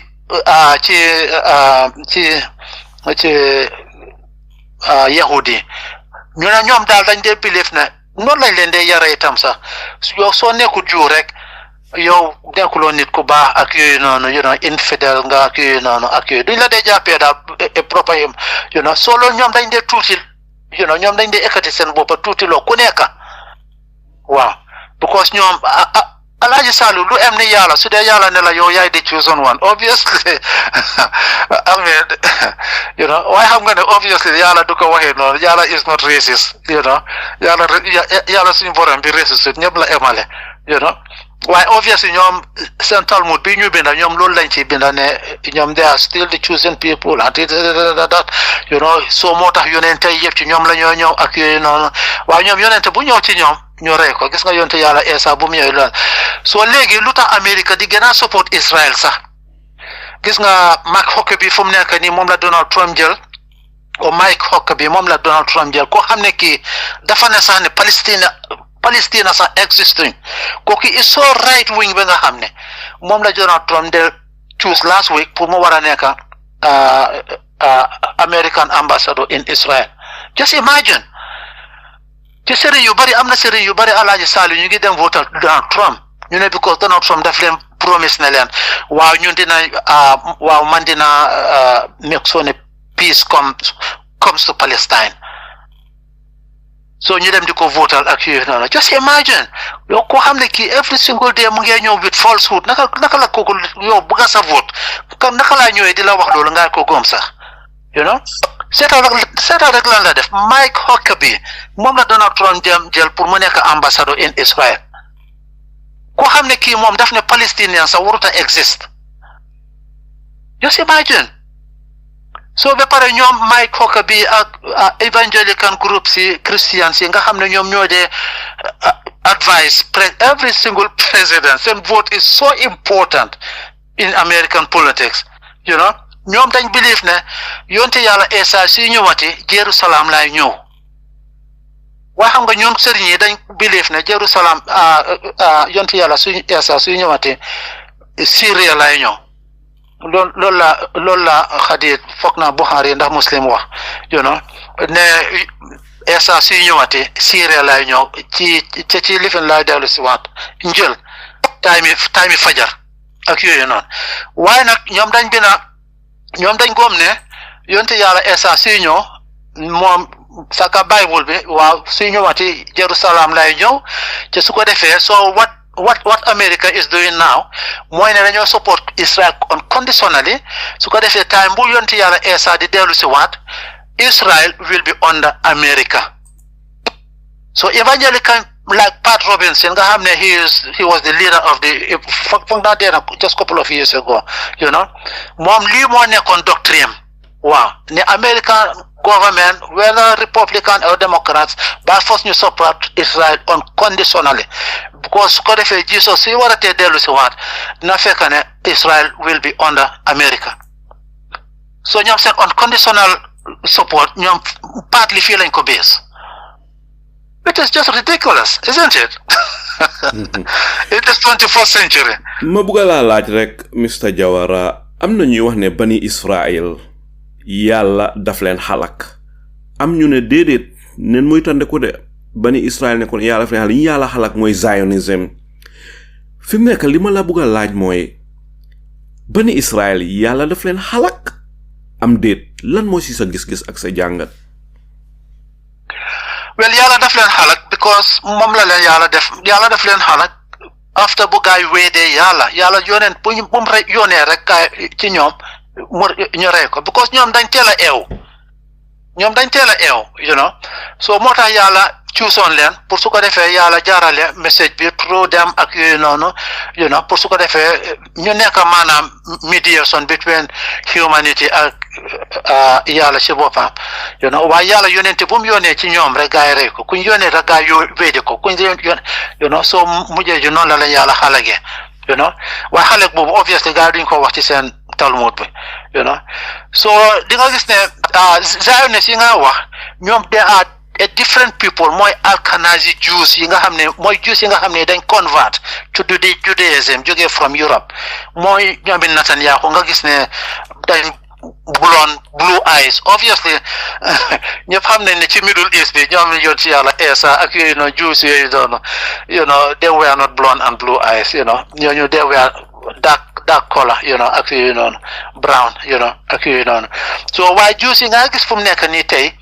blonde blue eyes mooy Zionists yi nga xam ne they are extremely rich ñii they are from Eastern Europe most of them they are from Eastern Europe ñoom dañ tuub nekk a lifen so moom nga gis ne because very early on ñoom dañ lifen naka daati because ñoom ci àdduna lañ gën a gom ñoom gomuñ yëfi àllaaxira yi leeg second world beeg yooyu noonu ñoom gomuñ loolu ñoom dañ comme ne ñoom àdduna fii loolu mooy everything fii la yëpp nekk so ñoom si seen yëpp fii lañ ko def si ngaatal daal ñoom gëmun àllaaxira non ñoom ko muñ àllaaxira so ñoom ci 17th century bi noonu la gaay organiser seen boppa you know so ñu believe ne dañ waratee delluwaat back to the homeland loolu mooy seen main objective gaay get together am a club you know so waaye club boobu noonu they are bankers, doctors, lawyers, you know, very influential people in Europe those days. Mota nga gisoon Hitler or right wing be tubaab bi ak you know Europeans they were against them because these people were very influential very early on very early on moom nga dégg Hitler di wax ne ñi bari wuñ waaye suñ leen stoput they are going to control the world mooy alkanazi Jews yi ne mooy Zionists yi moom nga gis ñoo own banks yi ñoo own media ñoo own film industry bi ma bëgg rek nga leeral pour suñu déglukat yi yaa ngi wax alkanaji Jews yi maanaam si ngaatal ñoom ñooy Zionist yi loolu lu ko rek la am déet waaw aha ok waaw so ma bëgg la laaj sool Netanyahu ñoom Yoav Gallant ak ñi nekk si nguuram gi ay yahut leen ndax ay Zionist leen ñi ay Zionist lañ moo tax di nga gis ne fu mu nekk nii xaajaarloo bee am in Israel gis nga yëfi Palestine bii nii sax rabbi yu gën a kowe in Israel 31 of them write nañ a petition tasaare ko fu nekk in UK America you know fu nekk ne ñoom they are against what Israel is doing. They are against Netanyahu and his government. They are against the occupation. Gaza, the Palestinians, they want to send independence. They are totally against Zionism. Mom guys, you fight. You mean then Bulo want to Bulo in the streets of New York. You know, you better take you know. But there are hundreds of thousands of videos actually on the elephant. You have many yahut yoo xam ne yi ñoom gomuñ Zionist lifin bi naka taati Zionist lifin bi naka taati doctrine bi this thing of going back to the homeland ñoom they don't believe in it ñoom yahudi ñoom ñu ci bari sax luñ believe mooy ne Israel war to exist there is a Jewish organization foog naa seen headquarters bi is in Canada you know Jews against the Israeli state noonu la tudda sax you know so ñoom they are against Israel ci boppam because ñu ne Israel su nekk a state controlled by the Zionists then is a lot of chaos lot of problem ci àdduna si ñoom gisoon nañ loolu ba pare you know so ñoom they are against it you know many of these rabbis ñoo xam ne ñi ñoom Netanyahu ñi léegi ñoom they are all ñoom gëmuñ diine sax ñoom gëmuñ diine you know ñoom they are all you know libertarians you know ñoom dañu gëmuñ diine mooy Zionist. jërëjëf Mr Jawara soo tegee foofu sa baaraam rek fi mu nekk ma dal di ñëw si Mr Baboucarr Mbodj waaw naka nga gisee waxtaan bi àllan nga si bugg a yokka waaw waxtaan bi interesting na torop sax waaye xam nga I think always most people do the same mistake mooy nga jàpp ne freedom somebody else moo la ko war a xeexal and it is for free. Freedom is never free and keneen du la ko xeexal because keneen su la ko xeexalee mun na koo jël at any time su ko bëggee and what is happening in Israel that's what happened in Africa before slave trade was all about that colonialism was all about that so definitely in Gaza you have these Arabs talking and doing nothing trying to support their fellow Arabs. So who do they expect to help Palestine? Europeans, Americans, or Africans? we also have our own battles to fight. And besides, we are fighting with everybody because everybody treats us exactly the same. Being an Arab, being an American, being British, they all treat us the same. So my point is, I'll be very blunt, and the fight in Gaza is tragic, very, very tragic. And every human being wants to get it low. Why not? Let's be realistic. There is no other way around it than getting into the battlefield and fight. And Israel don't understand. They don't understand anything else apart of people dropping bombs in Tel Aviv. The day that happens, then opinion will start to change. I remember time before nuclear go. So there was a lot of this suicide bombing in Israel. Yaa ngi mean before Yaya Sinwar arrest ko yóbbu ko tëj ko loolu nga mean. Yeah. Okay, go ahead. There was a lot of suicide bombings in Tel Aviv at Yelonu. And they started to negotiate. Because they start to lose. Why? I would make a one-sided wreck. Because they don't have anything to negotiate for because they don't need to negotiate. So for me, there's something they don't need to negotiate. Sometimes an eye for an eye, it really helps. And in this situation, so deal with violence, understand apart from violence. How do you negotiate with that person apart from using violence like him? All of Hamas recently, the bombs already entered into Tel Aviv. Now notice the strategy of the war changed a little bit. It has changed. And I hope they will keep on doing the same things, so things will change. Man, I'm not the diplomatic type. Man, someone big here, man, Gambi. Man, I'm that type of person. Why not? I'm fair also, but reasonable to it. And Arab from me to Mohammed, look, we work very solve. We have to come together. Iran can help, Turkey can help, Saudi Arabia's money will go a long way. And they come together and fight this thing out. After some financial problems, let them deal with it later. But now they have a bigger fish to fry. I blame all the Arab world. Well, Arab world, the insurgents of Lee is a Middle East problem. They could have a Muslim problem. You know, it's not only a Muslim problem, it's first a Middle East problem, which the Middle East have to come in and solve it. Because when a Muslim problem, problems are unclear. Can't the Arab world be more problems in Africa is a Muslim problem? Live in South Sudan. So, is it not a Muslim problem? So, live in Mali. It's not a Muslim problem. So, world politics, I think we all have to be realistic and stop being crybabies over everything that is happening. We either deal with it or we just accept the pain and suffer peacefully. So, I'm not going to make no sense to you. Wow, Mangla ni Mr. Mboj. Why dafa am benn problem boo xam ne bi xëj na moom daf ko fail to realize.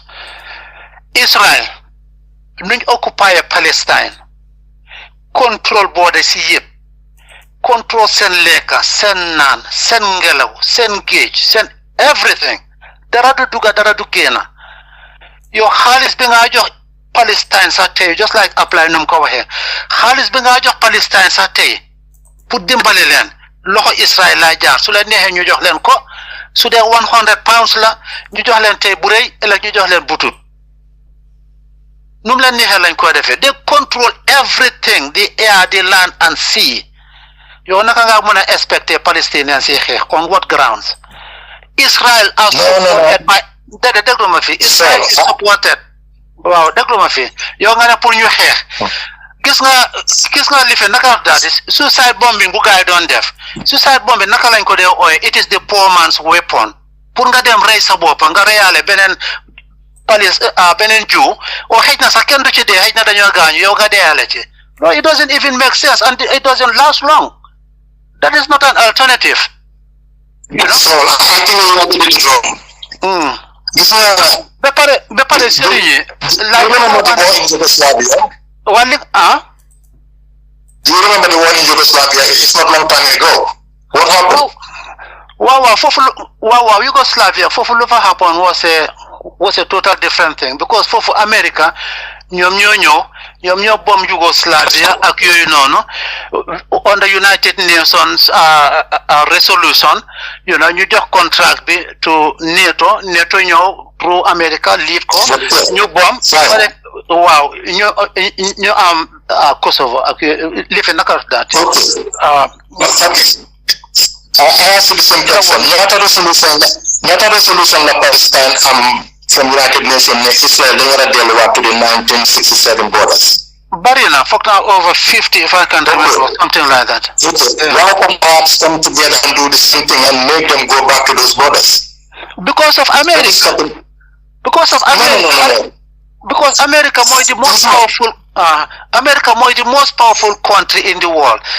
Yow financially America suñ la sanctionné moo tax dëkki arab yi gisuloo kenn ñemee wax dara just like li nga waxoon naa ko fi keroog kenn ñemee ñu tax wax dara because you are going against America. America su la sanctionné yow doo mën a jënd diw yow doo mën a jënd essence yow doo mën a def dara doo mën a import export kon bëggut loolu. No. There is nothing like a superpower. Superpower syndrome is dead. America. Okay, déglu ma fi. For how many years? Wow, Iran is a different thing. Iran, lu xew mooy ne Iran ak yeneen neighbors ami they have thousands and thousands of kilometers of borders. Iran lana tax du ñoo mën a jënd jaayante west bi looloo tax because of American sanctions but soo demee ci seen border bi ñi ñaa ngi demalante di jëndalante looloo tax sanction America bi affect leen directly because ñi are crossing borders and buying selling just like tey Senegal you know so America defoon sanction against Gambia waaye di nga gis ne ñi dañoo cross soo demee ci dex gi ñi dañoo cross di border seen saret yi di jaayante jëndante so du affect country bi loolu moo tax Iran waaye Iran mu mën a jëndante west bi because of American sanction financially déglu ma fi Mr. Mbodj because financially everything you do banking wise or international transactions it has to go through the SWIFT system the American payment system it has to looloo tax nga gis Cuba mel nu mel nii bente Venezuela mel nu mel nii bente Iran the same thing waaye Iran du leen dimbalee tam ñu bari nañ scientists bari nañ engineers they can do things for themselves they can create things for themselves looloo tax waaye li nga wax ne lifen like world power bi lekk yooyu génn na non loolu nga gis fu mu nekk nii BRICS countries yi ñu ngi jéem a try fu mu nekk ni pour génnee loolu waaye loolu bente moo happen moo tax nga gis last week rek Donald Trump mu ngi wax ne moom su toogee président ku yusut dollar bi ku di dollarize moom dafa def sanctions against you yaa ngi déggal Lindsey Graham just a couple of days ago mu ngi wax yëfi gasoline Don't America is not the biggest producer in the world. If they sanction you, most of the things you need to buy, you can buy from China or even from other countries. Or even from Russia. Why you use the dollar, the American system? No, you don't need to use the dollar anymore. In China from America, they even have with some countries around there, you use the Chinese currency. Why lolu pare wow Mr. Mbodj lolu is in East Africa they are doing it. Wow. In East Africa they are doing it. Wow, lolu just couple of months la start ni rek moy the BRICS initiative pour ñu mëna pay on their own local currencies, backed by gold. Moom nga gis guy develop this new international bank bu nekk Shanghai ku bëgg léegi loan money moom nga loan ak yooyu noonu ku bëgg jënd dara ñoom jëndante ak yooyu noonu loolu is just recently why the thing is the world order buñ amee woon the superpower man dama ne America in 5 years time seen doole buñ am ni duñ ko amati in 5 years time the American empire will fall man loolu la predict because of man 5 years bari na man man 5 years bari na man to nekk right now what I see it already started falling. Yeah, it is falling rapidly actually. So this is more than like this Arab so you get bold enough to take it seriously. Mam nga gis Mohammed bin Salman just last week last week for the first time he was bold enough for Palestine what is happening there is genocide for the first time. Exactly. And this is what they need to do. They need to rise up because the rest of the world they cannot fight the war for them. They also have to be in the forefront. In South Africa, the apartheid, it was mainly African countries that were in the forefront. Even Senegal, could you believe, even Senegal was helping South Africa. Even Gambia, we had some students at that time from Botswana. No, not Botswana, from this place, manufactured the country, because some of them school, like Muslim high school, Zimbabwe, for example, we had some students. Everybody was helping, training soldiers, shipping guns and all those things. The Palestinians, they cannot do the whole lifting. Understand, man? Their brothers have to come in and make sure, look, these are our brothers. We really need to save them. Why? You cannot play two sides and crying foul. So fuck hypocrisy stop. Okay, if it is a Muslim problem, let the whole Muslim Ummah get up and say that no, we cannot accept this as Muslims. If it is an Arab problem, let the Arab world come up and say no, we cannot let our brothers die. So we have to decide, because fear, no control, because America, they use fear.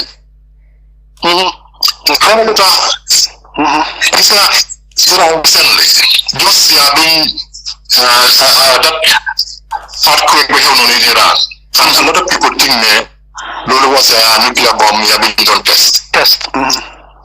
Well, yeah, because of the patent, it's not normal. It doesn't look like an earthquake, but it has the power of an earthquake. And that deter a lot of people from even thinking of attacking Iran, because Iran is powerful. Iran have weapons that can reach any country within an hour. Why should it loolu sa Mr. Mbodj loolu pour ñu gis nga pour Iran. Okay, ma get la back into history. Gis nga Iran Iraq war bi soo ko fàttali ko Saddam Hussein and Iraq West bi yëpp dañ support on Saddam Hussein ñu ngi doon seen weapons just like lu ñoo defee ak Israel nii noonu lañ doon defee ak Saddam Hussein pour su ko defee ñu win war bi against Iran. But after 8.5 years mass bodan kenn mënut kenn. Just imagine Iran alone against the whole West. Mënaluñ leen dara. So not just the Majahani. So Iran Yagana Netanyahu the past 25 years would get into politics in Israel. His biggest ambition Moinakala America the attack Iran. Then them Obama demoon na ba bëgg attack Iran generally in Pentagon, no. Iran is not Iraq. Suñ xeexee ak Iran, that means start world war. Te dinañ start war boo xam ne bii duñ ko mën a en. Lii la general si advice Obama. Looloo tax Obama stop sax waaye moom pare woon na pour attaque Iran. Waaye Iran, Iran du ñëw order weapons from anywhere, they make everything themselves. Gis nga America sendoon nañ a drone couple of years ago. Sendoon nañ drones into Iran twice. Naka la Iran def? Dañ dismantle seen système bi xëcc drones yi ñu wàcca ndànka ñu jël ko taaj ko disassemble everything. Fu mu nekk nii Iran is one of the best countries with the best drones fu mu nekk nii in the world. You know, so lii nekkut tey Iran yàgg nañu munal seen boppa because West bi like UK Britain buñ colonise li fa naka la buñ colonise Iran ñu génn fa buñ fa génnee lu xew mooy ne Shah bi moo fa nekkoon so balaa Shah bi sax kii nii Mossadegh moo fa nekkoon gars yi demoon indi just like lu Alhaji Saliou doon wax affaire yi démocratie gars yi am a free and fair election ñu dem choose Mossadegh lan la CIA def CIA just like seen operations yi ñooy def around the world di dislodge governments ku nekkul sa xarit ñu ñëw def coup d'état génne la or something like that loolu la gars yi def Mossadegh so CIA ñu def seen operations yi ñoom sax seen notes yi CIA notes yi yu gars yi declassify fu mu nekk nii di nga ko mën a ri soo demee so léegi gars yi dem coup d'état Mossadegh génne ko fa def fa Shah bi moom mooy the best friend of naka la the West ñoom dañ bëggoon turn Iran into a Western country just like lu xew Turkey mu ngi mel ni so tey soo demoon Iran nga dem America oo ñëw Europe doo ci xamee ban mooy ban so it wouldn't even be called an Islamic state so loolu la America ak UK Britain bëggoon waaye ñi nag bëgguñ loolu so nga gis ne Shah bi noonu la daaxee Ayatollah ñoo toog France foog naa for about 8 years mu nekk foofu noonu réfugié ba mujjee ji ci la gain support ak yooyu na Mohammed na so mu dem so bu mu demee ci la Shah family bi daw Amérique rëccale ko mu dem toog Amérique Washington DC family bi toog foofu noonu so ci la Ayatollah Khomeini take over call revolution the Islamic revolution change everything into Islamic West bi nag bëgguñ loolu so gars yi bëgguñ loolu te gars yi luñ bëggoon all the time moo nekkoon oil bu nekk Iran because Iran oil ak gas reserves natural gas bu nekk reserves bu nekk Iran is so huge foog now it's just second to Saudi Arabia it is so huge so foofu la gars yi bëggoon a teg seen loxo ak yooyu doon all the time so ci la gars yi wax Saddam Hussein pour mu dem provoke a war against Iran ñoom nañ ko dimbale ci la Iraq war boobu noonu start in the 80s mu dem for 8.5 years kenn mënu kenn mu jëye gars yi toog ñu discuss ko ñu bàyyi stop war bi stop so waaye benn tey West bi ñu ngi pokal li fi naka daal ñu ngi instigate problem against Iran is the worst Iran terrorism Iran this yëfi Iran Palestinian si bu Iran toogee ba dëgër ñoom itam ñu ne struggle Palestinian si dinañ leen dimbale Netanyahu gën a bañ loolu nag moom nga gis George Bush moom ñëwee mu ne axle of evil Iran si West bi soo ñëwee fii nga déglu media si da ngaa foog ne Iran moom nothing is happening there except terrorism it's just ridiculous so loolu moo xew Iran moom yàgg nañ ko bëgg a waaj Mr Jawara ñu delluwaat back to the topic rek dama bañ rek ñu génn si topic bi fi mu nekk laajte bi maa laajte mooy Mr Jawara ndax dëgga Palestinian yi ay terroriste la ndikte Israelis yi ak lépp doole si American authorities yi soo xee ñu ne la Hamas is a terrorist organisation soo xee ñu ne la Hezbollah is a terrorist organisation ba ñu bari suñu muslim yi dañ dee wax ne terrorist organisation leen waaye nag am na loo xam ne political commentators yu bari wax neen ko ñu ne one man's freedom fighter is another man's terrorist am na ñuy wax ne under any occupation America bi leen Britain occupy colonize leen dañ jël arms jóg xeex South Africa li fa doon xew Nelson Mandela amoon na time ñu ngi ko yor terroriste queen bi mu ne Nelson Mandela is a terrorist te ñun Africa kenn musuta xalaat not even one single second ne Nelson Mandela was a terrorist because ñun freedom fighter lañ ko gisee woon te he die a freedom fighter ba bi moo dee ñun ñëpp xam ne ne Nelson Mandela was a freedom fighter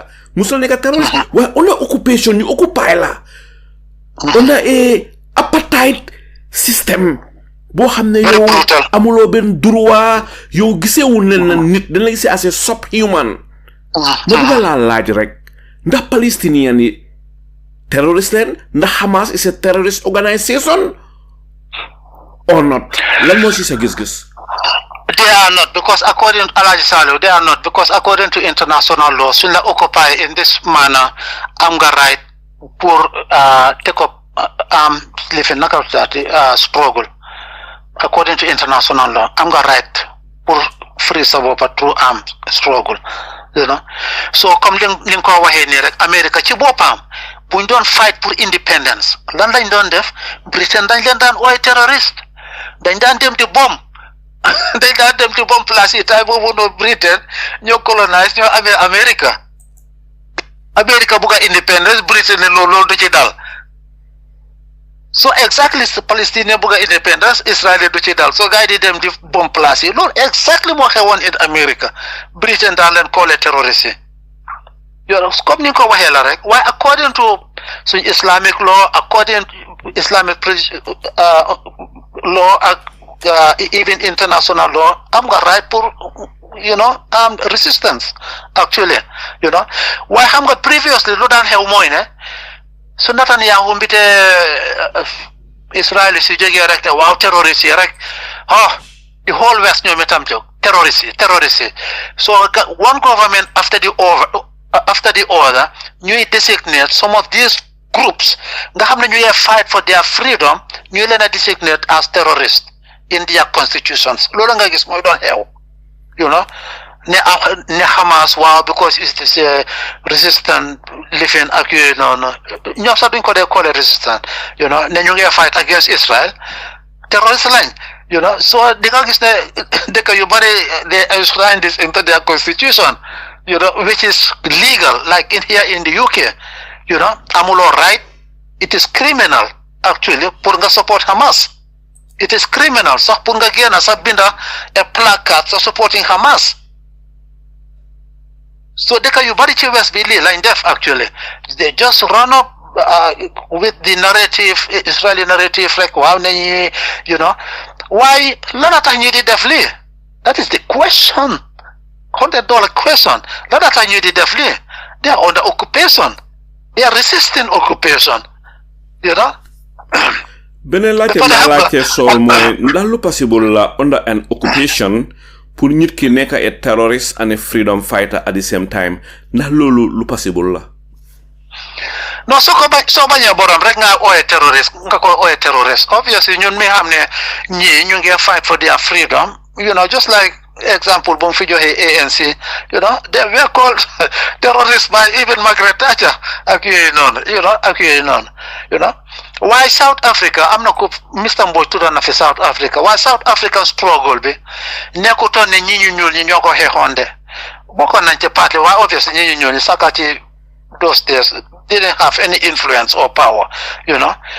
Lu tax South African living bi apartheid bi génn or ANC win mooy boycott bu ngaay def against South African regime, boycott bi mu ngo so nen mëna try rek ko dama bañ ñu génn ci topic bi dama bañ ñu génn ci topic waaw su mëne képp topic bi gëna ba wa Alaji Saleh man mi loolu laa dee wax ne the Israeli occupation of Palestine, look, the only living solution mooy aduna si wall bi boycott Israel. Bu kenn jënante ñoom jaayante ñoom defante ñoom dara billahi di nga gis within 2 years Israel can create a Palestinian state. Malakowa. You know? So that is the only solution. South Africa nearly wants an independence. You know, so Israeli tam fakna bindon nako boka na chiluma bindon. You know, this is the only solution. Nga xamne wol bi mën nañ ko essayer. Why already Israel xam gis nañ ne Israel is been isolated worldwide ñu leen di jàppale rek fu mu nekk nii ak gis nga arrest warrant bi génn si ni fu mu nekk nii luy xew si mooy ne country boo xam ne bi yaa ngi dimbale Israel di ko yónnee arms because it is an international law and it is binding di nga review sa trade arms deal yi nga def with Israel benn di nga ko stop di nga ko wàññi oo nga stop ko or something like that. Work because according to international law, you cannot continue helping them, causing this crime, this international crime, jërëjëf Mr Jawara fi mu nekk ñu daal di may apply dégg nga li nga xam ne moom la fi Mr Jawara waxagum ak li nga xam ne moom la Baboucarr Mbodj waxagum lan mooy si sa gis-gis ak lan nga bëgg a yokkaat si waxtaan bi apply. Call for unity. The Arab world, they deny their fellow brothers and sisters. Palestine from day one since struggle be new Africans in and they join. There is an area in Palestine need kunyuli from Bari, then they segregate. It's happening in Palestine. History call that comes brother Solum Kowaye, Yonenti Yala Yubahi yep, Kunyore Nurele. So jihad living happening, they have to pay the price. But at the fact of the matter, you need kunyuli new black community. You don't fight the freedom of Palestine from day one. And Palestine, they are denying we the black people to survive within them. There is a community area in Palestine, they segregate the black people. This is in Lebanon. Ni kunyuli sa pro you go in same hospital beside you deny the our black sisters you neka in a refugee fufu immigrants pro you go in same hospital.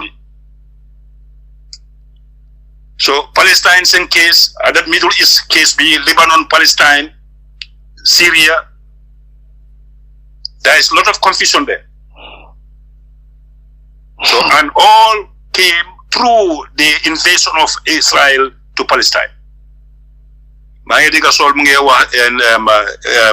to call it Iran. Iran is an iron bolt state. Israel trying the nuclear energy to dismantle ko. Comme lu waxe Obama partner ko fried. About style lulu Pentagon you know did it. That's the very true point, brother Sol. But that time in fact it found me my Elijah guy. But at the end of the day, new black people here, what we stood for Palestine and the Arab world, they are not new. They are not giving us our due. They don't return our suffering. So Palestine is a call for the Islamic Ummah. When Adama Barrow is the OIC chairman, because King Mohammed bin Salman Mojil did a village. Apply lolo can you help? Last conference bi Adama Barrow demut Mohammed bin Salman mo nekk ci chairman bi. So mu mel ni Adama Barrow moo ko waroon a chair. Exactly. But kan la yoni our this so-called foreign minister, a disappointed child of our own, what's the name again? Tangara. Moom la yónnee ak permanent secretary am ñoo fa teewal. So Gambia ñun lu ñu dal Sol brother Saliu, we stood our best. Gambians are in love and we continue embracing this so that we can get ourselves together. The decency of Islam must survive. Islam calls sympathy and love. But the Arab world we deny their own brothers and sisters. So Africans say there is a flying corner for us coming in the near future. African grace up. There's a promise. The Arab world is fate wunyu. And we are part of the struggle in Palestine. That community, the black community in Palestine, they are fighting Most of fighters, they are from that clan. And Netanyahu will be brought to justice. That's not about this and the defense minister. Lota alay salunga balal mafi. Lota mane did our defense minister who is agreeing with Adama Barrow to give the order to the Senegalese to aim and shoot and kill our own citizens. That day also is on the way to be accountable. Every life must be accounted for. Li moy dega. Suñu fightal ci biti buñ faté suñu bop. Gambia is sinking. You know, Islamic State like Senegambia, you joxante order pour ñu aim and shoot and kill. Yermande fofu la jeex. So Palestine's issue is coming up, and if I told the ICC chairman Bilungwa, up to his time in office, he must see that Netanyahu and his defense minister is brought to justice. The defense minister is a former defense minister now. They have a new defense minister. So nga am ne yeneen defense minister bobu nonu more use the hunger and starvation si war bi more dugal Netanyahu. Lo dañu Netanyahu ak gaayam yi gaay pousse ko ñi génné ko. So now they have a new defense minister. So now this old defense minister lay loxom bang si bopam bi kenn du tukki. And Spain is behind this caring. Spain care for this fight to recognize Palestine state. Spain is carrying it. And now it's coming to the European states. You recognize guy one after the other. The light is coming. It's right on the door. So Alay Saleh, brother Sol, Watan Bung Indine Desan. It touched me. It touched me when I was in uniform, when I was a soldier. To fight and bring justice to our people. And we will continue this fight. Let Adama Barrow get ready. Thank you, sir. Jërëjëf Ablay fi mu nekk ma dal di ñëw si beneen laajte bi Mr Jawara li xew gis nañ ko li nga xam ne moo xew Gaza depuis October 7 2023 ba saas yàlla tey gis nañ ko waaye nag am na ñuy wax ne arrest warrant bi nga xam ne moom leen isu buñ fàtte ne ñetti nit la gaay isu arrest warrant bi benn Benjamin Netanyahu mi nga xam ne mooy di Prime Minister of Israel. Second ñaareel bi mooy Yoav Gallant mooy woon di former defense minister Netanyahu mu jëkoo daaxa weeks la passé. ñetteel bi mooy kun xamee si Mohammed Deif am na ñu wax ne deena ñi naan mu ngi dunda xawma ndax mu ngi dunda xawma yow ban information nga si am. Ok waaye arrest warrant bi am na ñuy wax ne is toothless maanaam day mel ni rek amul njëriñ ma bëgg a xam rek ndax foog nga ne arrest warrant bi am na njëriñ ndax amul njëriñ su fekkee ne am na njëriñ lan mooy njëriñ yi su fekkee ne amul njëriñ lan moo tax nga gëm ne amul njëriñ. waaw Alhaji Saleh wax nga dëgg man foog naa am na njëriñ. It is very, very, very important because bala arrest warrant bi di génn xam nga ne America was fighting tooth and nail pour bu arrest warrant bi génn. xam nga ne Israel seen boppa they were fighting tooth and nail pour bu arrest warrant bi génn. So am na njëriñ. It is very, very important because jurisdiction in 124 countries fu mu nekk ni Netanyahu du fa mën a dem. So the gap is closing on him, you know. So Lola, obviously, you know, I mean, like, decade nanko life nakatati, dinanko ignore like UK, nyam wax nañ ne dinañ proper jurisdiction bi, Italy wax nañ the same, Jordan wax nañ the same, South Africa, Sweden, Switzerland, Turkey, US fini. UK fii ni Amnesty International ak yooyu noonu yeneen dëkk yu bari wax nañ ne nañ propre nañ abide by the rules of ICC. So waaye xam nga which means ne Netanyahu saa yu ñëwee ci sa territoire am nga right pour arrest ko detain ko su ko defee ICC ñoo jël si ko yóbbu ko comme luñ defoon Charles Taylor xaw ma yaa ngi fàttale ko noonu la war a demee waaw su ko defee mu jël lawyers ak yooyu noonu ñu dem court ak yooyu mu defeen boppam so noonu la war a demee waaye di nga gis ne obviously just as I think Netanyahu mun naa wax ne mu ngi dem America ñëw refuel fii nii UK fii nii London refuel plane bi mu ñëw lifin fi ak yooyu noonu jógee fii dem ñu ne wow Netanyahu la woon di lu tax arrêté ñu ko nga gis government spokesman génn yëguñ ko woon ba bu mu fi jógee that kind of thing. Obviously they knew that it was his plane and it was him. Why arresting him? Obviously. El Bashir bu Sudan bu di same warrant génne ñëpp a kontaan El Bashir bu tutoon dem fen gis nga ko Putin the same thing Putin buñ ko issué mooy temps arrest warrant bi mënut a dem fen amoon nañ meeting South African conference waroon na faa dem mënu faa dem dafa choose and pick yan dëkk laay dem ak yooyu noonu the same thing is going to happen with Netanyahu because dëkk yi ni ma la ni yëpp ñoom wax nañ ne they are going to abide by international law so kenn du leen mën a stop America cannot stop them they are going to abide by American international law muy Canada European Union yëpp France Germany man I was totally disappointed with Germany get demba na demba la ndax barka demba waaw génn si na ñu ne ñoom seen responsibility ak seen historical happenings with Israel ak Jews yi so ñoom duñ mun a daal arrest Netanyahu su fa ñëwee into their territory ñoom nii lañ ko waxee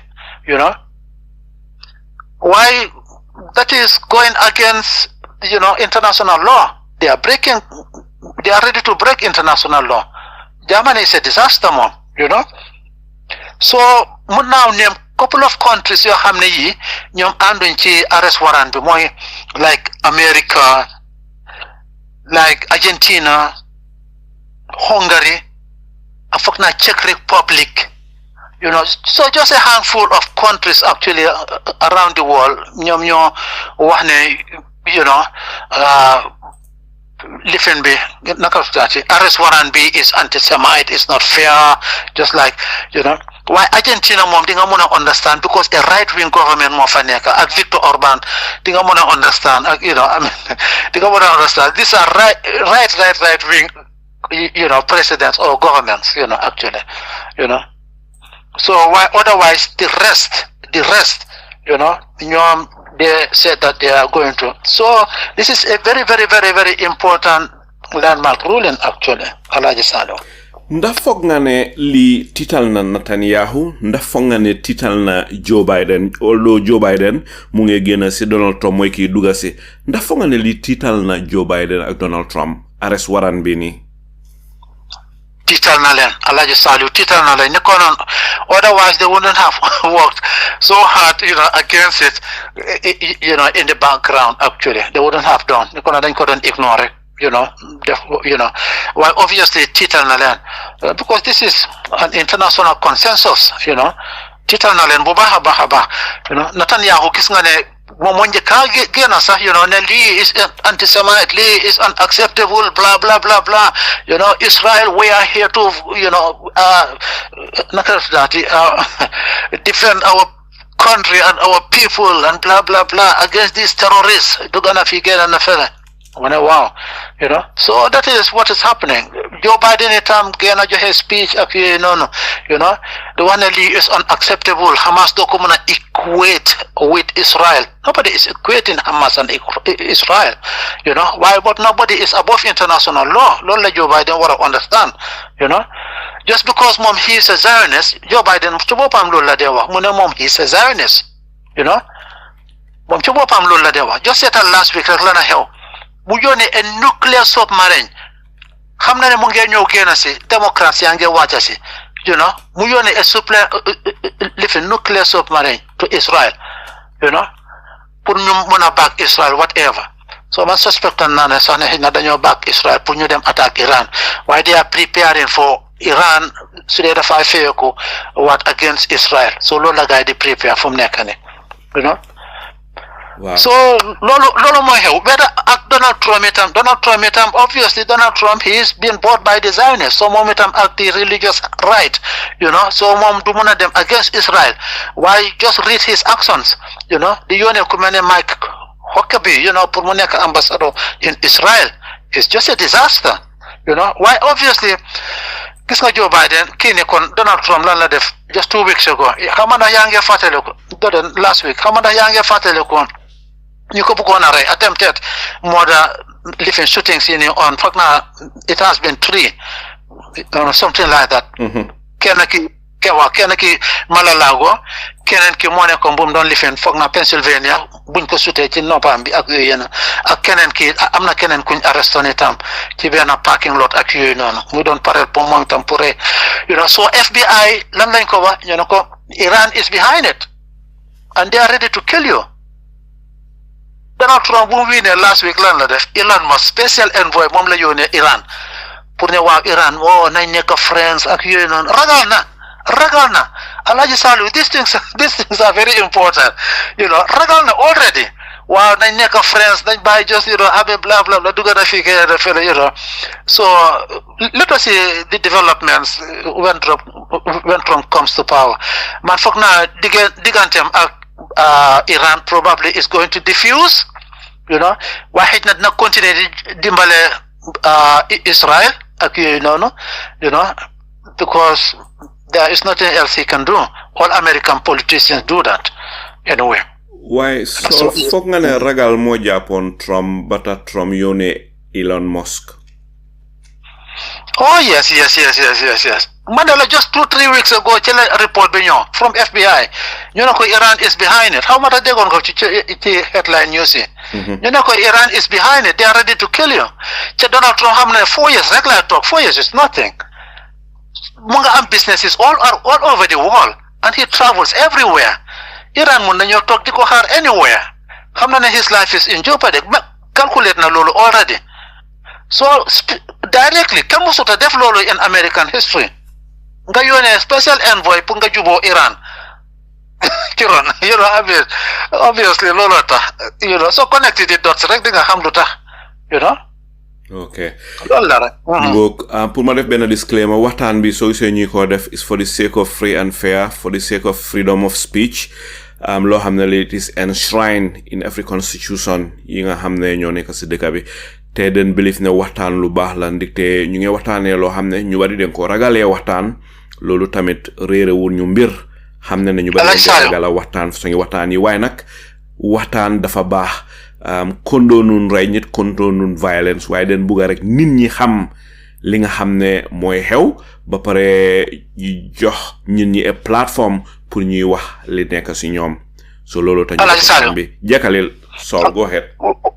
waaw am na leena loo ma laajoon ma fàtte ko lifin mooy ne ndax Mohammed al-Masri mooy Mohammed Deif ndax dañ ko rey. waaw kay waaw exactly so Israel ñoom seen boppa seen commander amoon na raid bu gaay defoon in southern Gaza ñu ne dañ ko rey sorry in northern Gaza. waaw xanaa bon ICC bi xamoon loolu bon na tax ñu boole si turam. Well, that is a good question actually. Wow. Anyway, xam nga war bii ni there is so much misinformation like kii ni naka la tuddaati Yaya Sinwar many times waxoon ne rey nañ ko exactly mu imaginate ak yooyu noonu exactly why whether rey nañ ko or reyuñ ko why because of crime bi mu cause which is an international human rights violation looloo tax moom itam mu bokk ci charge bi whether dunda na oo dundut why Hamas ñoom seen boppa génn si nañ barka démba ndax démba foog nga démba la ñoom seen boppa annonce nañ ne Deif dafa dee actually rey nañ ko Mohammed Deif rey nañ ko. Follow na tamit ICC bi war neen def seen homework rather than ñu ñëw di jox arrest waran koo xam ne mu nga bar saxa follow ne waroon nañoo meek sone dëgga kii dundut su ko defee ñu ñàkk faa def turam rather than ngeen ñëw di jox arrest waran koo xam ne mu nga bar saxa. waaw xam nga lu tax waa xam nga lu xew mooy ne situation bi is very delicate because Israel nangu wuñ kenn dugga si ci Palestine, Gaza or anywhere around that area ñëpp lañ block du journalist du court bi ñuy investigate ñuy lifin so obviously ñi pour ñu mën a def seen liggéey correctly itam dafay difficult Israel dañ block everywhere moo tax comme li nga doon wax rek ñu ooyee seen boppa démocratie why they are not doing things accountably so loolu mooy the problem yow journaliste bi soo fa duggee ñu ngi lay aim pour sut la ku dee bëccëg suba ngoon ñu ngi lay aim pour rey la ci suna oo leeta nañ la day eliminate so journaliste ñaata journaliste rek lañ reyeegum foofu so investigator si ne maa ngi xalaat Bishop Tutu those days Bishop Tutu balaa mu doon laata dee moom itam United Nations special envoy pour mu dem lifin just like Palestinian apartheid system bu nekk foofu pour mu investigate ko dugal tànka dugal loxo Israel ne Bishop Tutu di dem ci demut munta dem so lii mooy wax daw na yaram fi mu nekk ma dal di ñëwaat si Mbodj Mr Mbodj naka nga gisee waxtaan bi li fi waxtaanee bari na nekk na topic boo xam ne topic bu sensitive la am na ñoo xam ne neen d'accord am na ñoo xam ne duñ d'accord waaye leena dinañ ko d'accord mooy ne rey nit ku la defu dara loolu islam daf koy tere te diine yëpp dañ koy tere te li nga xam ne mooy li xew ay nit jóg réet Israel rey fa 100 nit loolu ñu bari duñ ko kondoon ñu bari dañ ko gisee ne lii dafa wrong waaye loolu tamit taxut jël a doctrine of collective punishment dugg si biir dëkka daaneel dëkka ba yépp ba pare di rey xale yeeg jigéen ñeeg loolu amul benn loi amul benn xel amul benn xol bu ko mun a nangu ma bugg a xam rek Mbodj naka nga gisee waxtaan bi ak lan mooy sa closing statement xam nga in life you have the religious aspect ak tamit li ñoo dunda right now because léegi situation bi nga dunda dafa dee force pour nga jël décision soo xam ne at a split second man Palestine du ma leen mën a ooye terroriste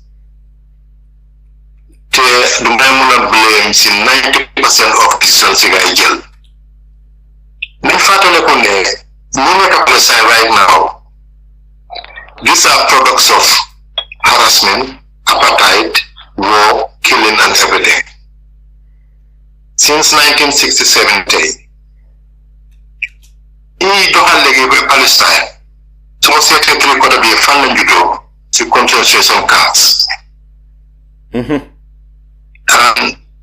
rey nañ seen yaay yi rey nañ seen papa yi amul kenn ku dëkk Palestine koo xam ne amuloo family member bu ñu rey so kooku naka ko expecté pour mu react dafa ñëw toog waxtaan ak yow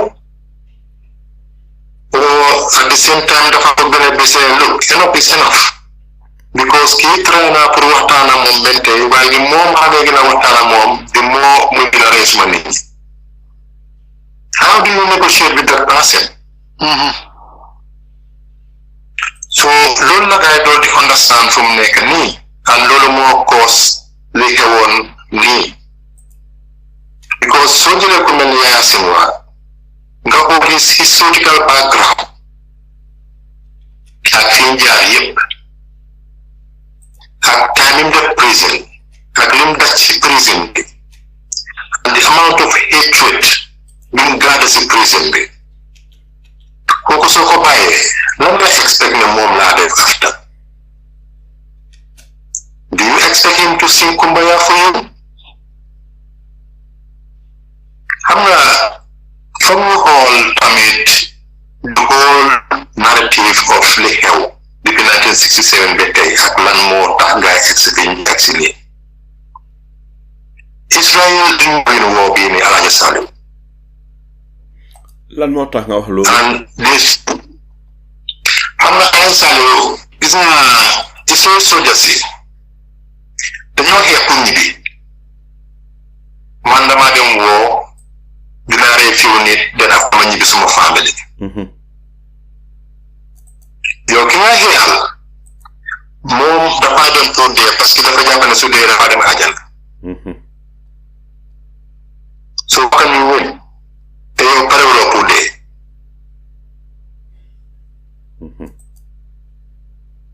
That is the basic problem we have. And the second problem was you eradicate Hamas. Hamas is not a person. Hamas is an ideology. I think I'm not able to understand. And Liboka Hamas is one thing, more limited than me legally. Sit on the Hamas, the whole same childhood. Lolo more than So, Coco, and the more the more I create new Hamas. I can assure you this new Hamas is going to be violent. So, Mota, there is no way Mohammed Israel with anybody who can now win this war. Mboy ma bëgg la def foog nga ne Israel mu ngi xalaat ne xale yi moo rey jigéen ñi moo rey góor ñi moo rey the young generation of Palestinians ñi nga xam ne ñooy mag ëllëg foog nga ne ñooñu dinañ mun a baalal Israel. Alan Salo, comme que ñi fa nekk right now, they are also the same product. Te mënuñu la baalal. So lan moo fa ndaay ñi ñëw di lañu war a baalal te bii moo gën a métti sax. Il y a at least dinañ naan am little bit of freedom su lee fii léegi dinañ ñaan am lekkaat yu noonu waaye bii dañ ci boole yare na ko bu mu sëkk boo xam ne rey jigéen rey xaleel lu mu da xalaat si lu bon xale sàmlo mu fa ñaata xale ñoo nekk in prison xale yi nga xam ne yi nga rey nañ sa papa rey nañ seen yaay ba pare nga jël ko dugal ko in prison kooku naka la baalale am na these are the questions boo xam ne Israel ñoom xam nañ si lañ dugga waaye the problem mooy mënuñoo stop Netanyahu mënut a stop woowu ndax foog nga ne is it late for Israel to stop xam nga léeg-léeg ñëkki di nga nekkay def yenn erreur yoo xam ne da nga ne xaaral ma continuer benn yoon di te lekk na taxa diwtiir ñàkk a lekk taxa diwtiir xanaa su boobaa nga lekk rek di te taxa nga ba pare foog nga ne foog loo ne Israel dem ba gis ne daal there is no turning back amatul njëriñ. There's no turning back because Netanyahu the moment step down he is going to prison. War being a keep out of prison. So they are definitely for war being because apart from the war, land now sent to the people of Israel. Land. More politically, more based on the naturally eradicate Palestine. So legi so dem nga ne mun lo ko def then lan nga jaay ci sa nit ñi te ba nga ay salu ndam ya do di gëna fu nekk ni de nit ñi do ron di gëna because of him na dañ ko dislike or you know nit ñi dañ do di gëna because bom si ñi do di la ni Tel Aviv fu nekk ni so ñom tamit nga do feel the same thing mboj baax na tamit muslimi understand lena amna yahud yu bari ñu ngi biir Israel supportun li nga xamne mom la Benjamin Netanyahu ak nguuram gi di def lan moy sa xalaat ci li ma wax I understand that and I respect that but I'm a Palestinian who yak everything and Israel have been supporting their government nga bokk lo yépp government will like vote for. So, koko si few. From the Adana Halanda, your bokolo on it go banga. No, he doesn't. Or she doesn't. Mom, the Kabila have a problem. And anybody who make us in the Kabila or you are part of the Kabila, so you're part of the problem.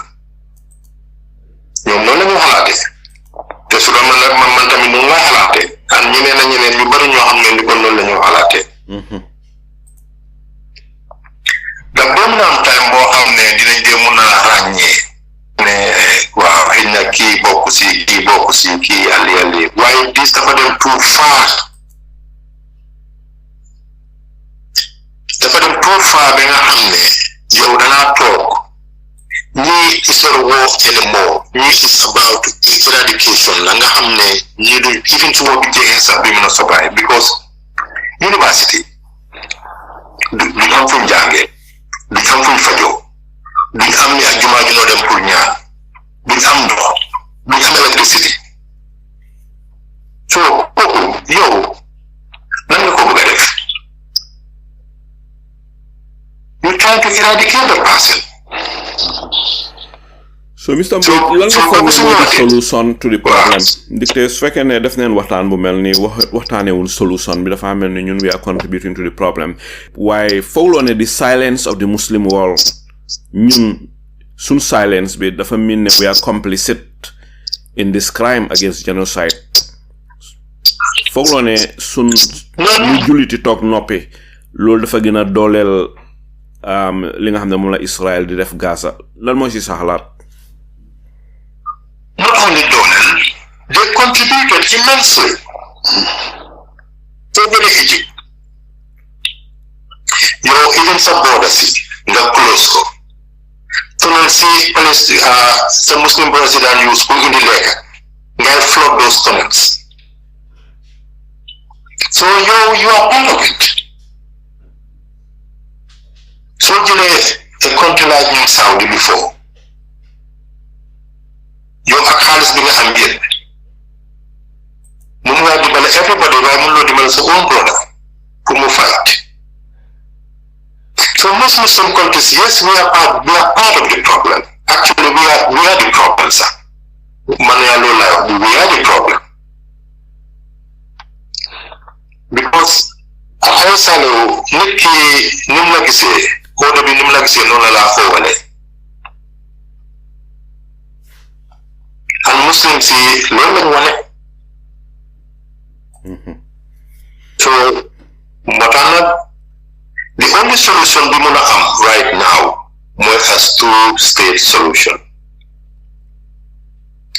Pour delluwaat ci 1967 borders yi xaw ma ndax boobu dina mën a am oo dañoo delluwaat to 69 borders yi oo xaw ma naka la ñoo def waaye two states moom foog mu am. Boobu moom there is no way around it because ñaar ñu mënta dëkka foog ñu xaajaloo dafa mel ni tey Alhaji Saliou soo jëloon France Germany ak England nga boole leen benn dëkka suba ñu reyante ba jeex tàkk mënuñoo dëkka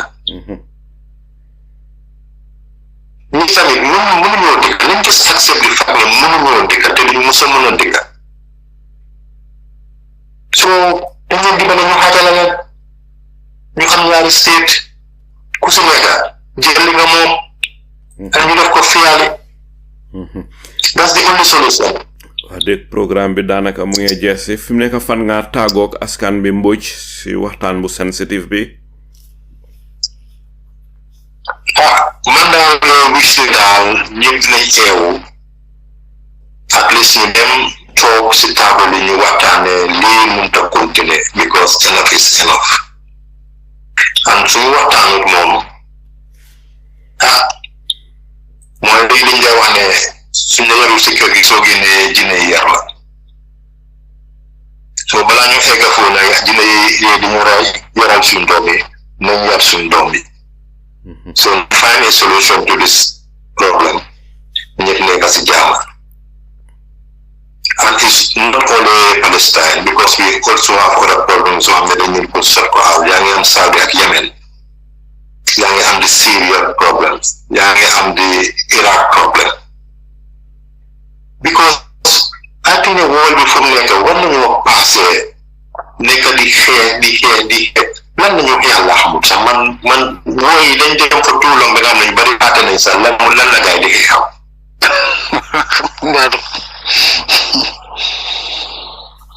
xam nga ne even the Palestinian war so contributed yaa ñu bari sax lan mooy di cause of the war. waaye man defoon naa fi programme about that xanaa ñi dañ déglu wut. non even suñ dégloo sax waaye xam nga dafa dem fa too far dafa yàgg. Ngombo ñu may la nga dal di daaneel waxtu bi jeex na fi nekk.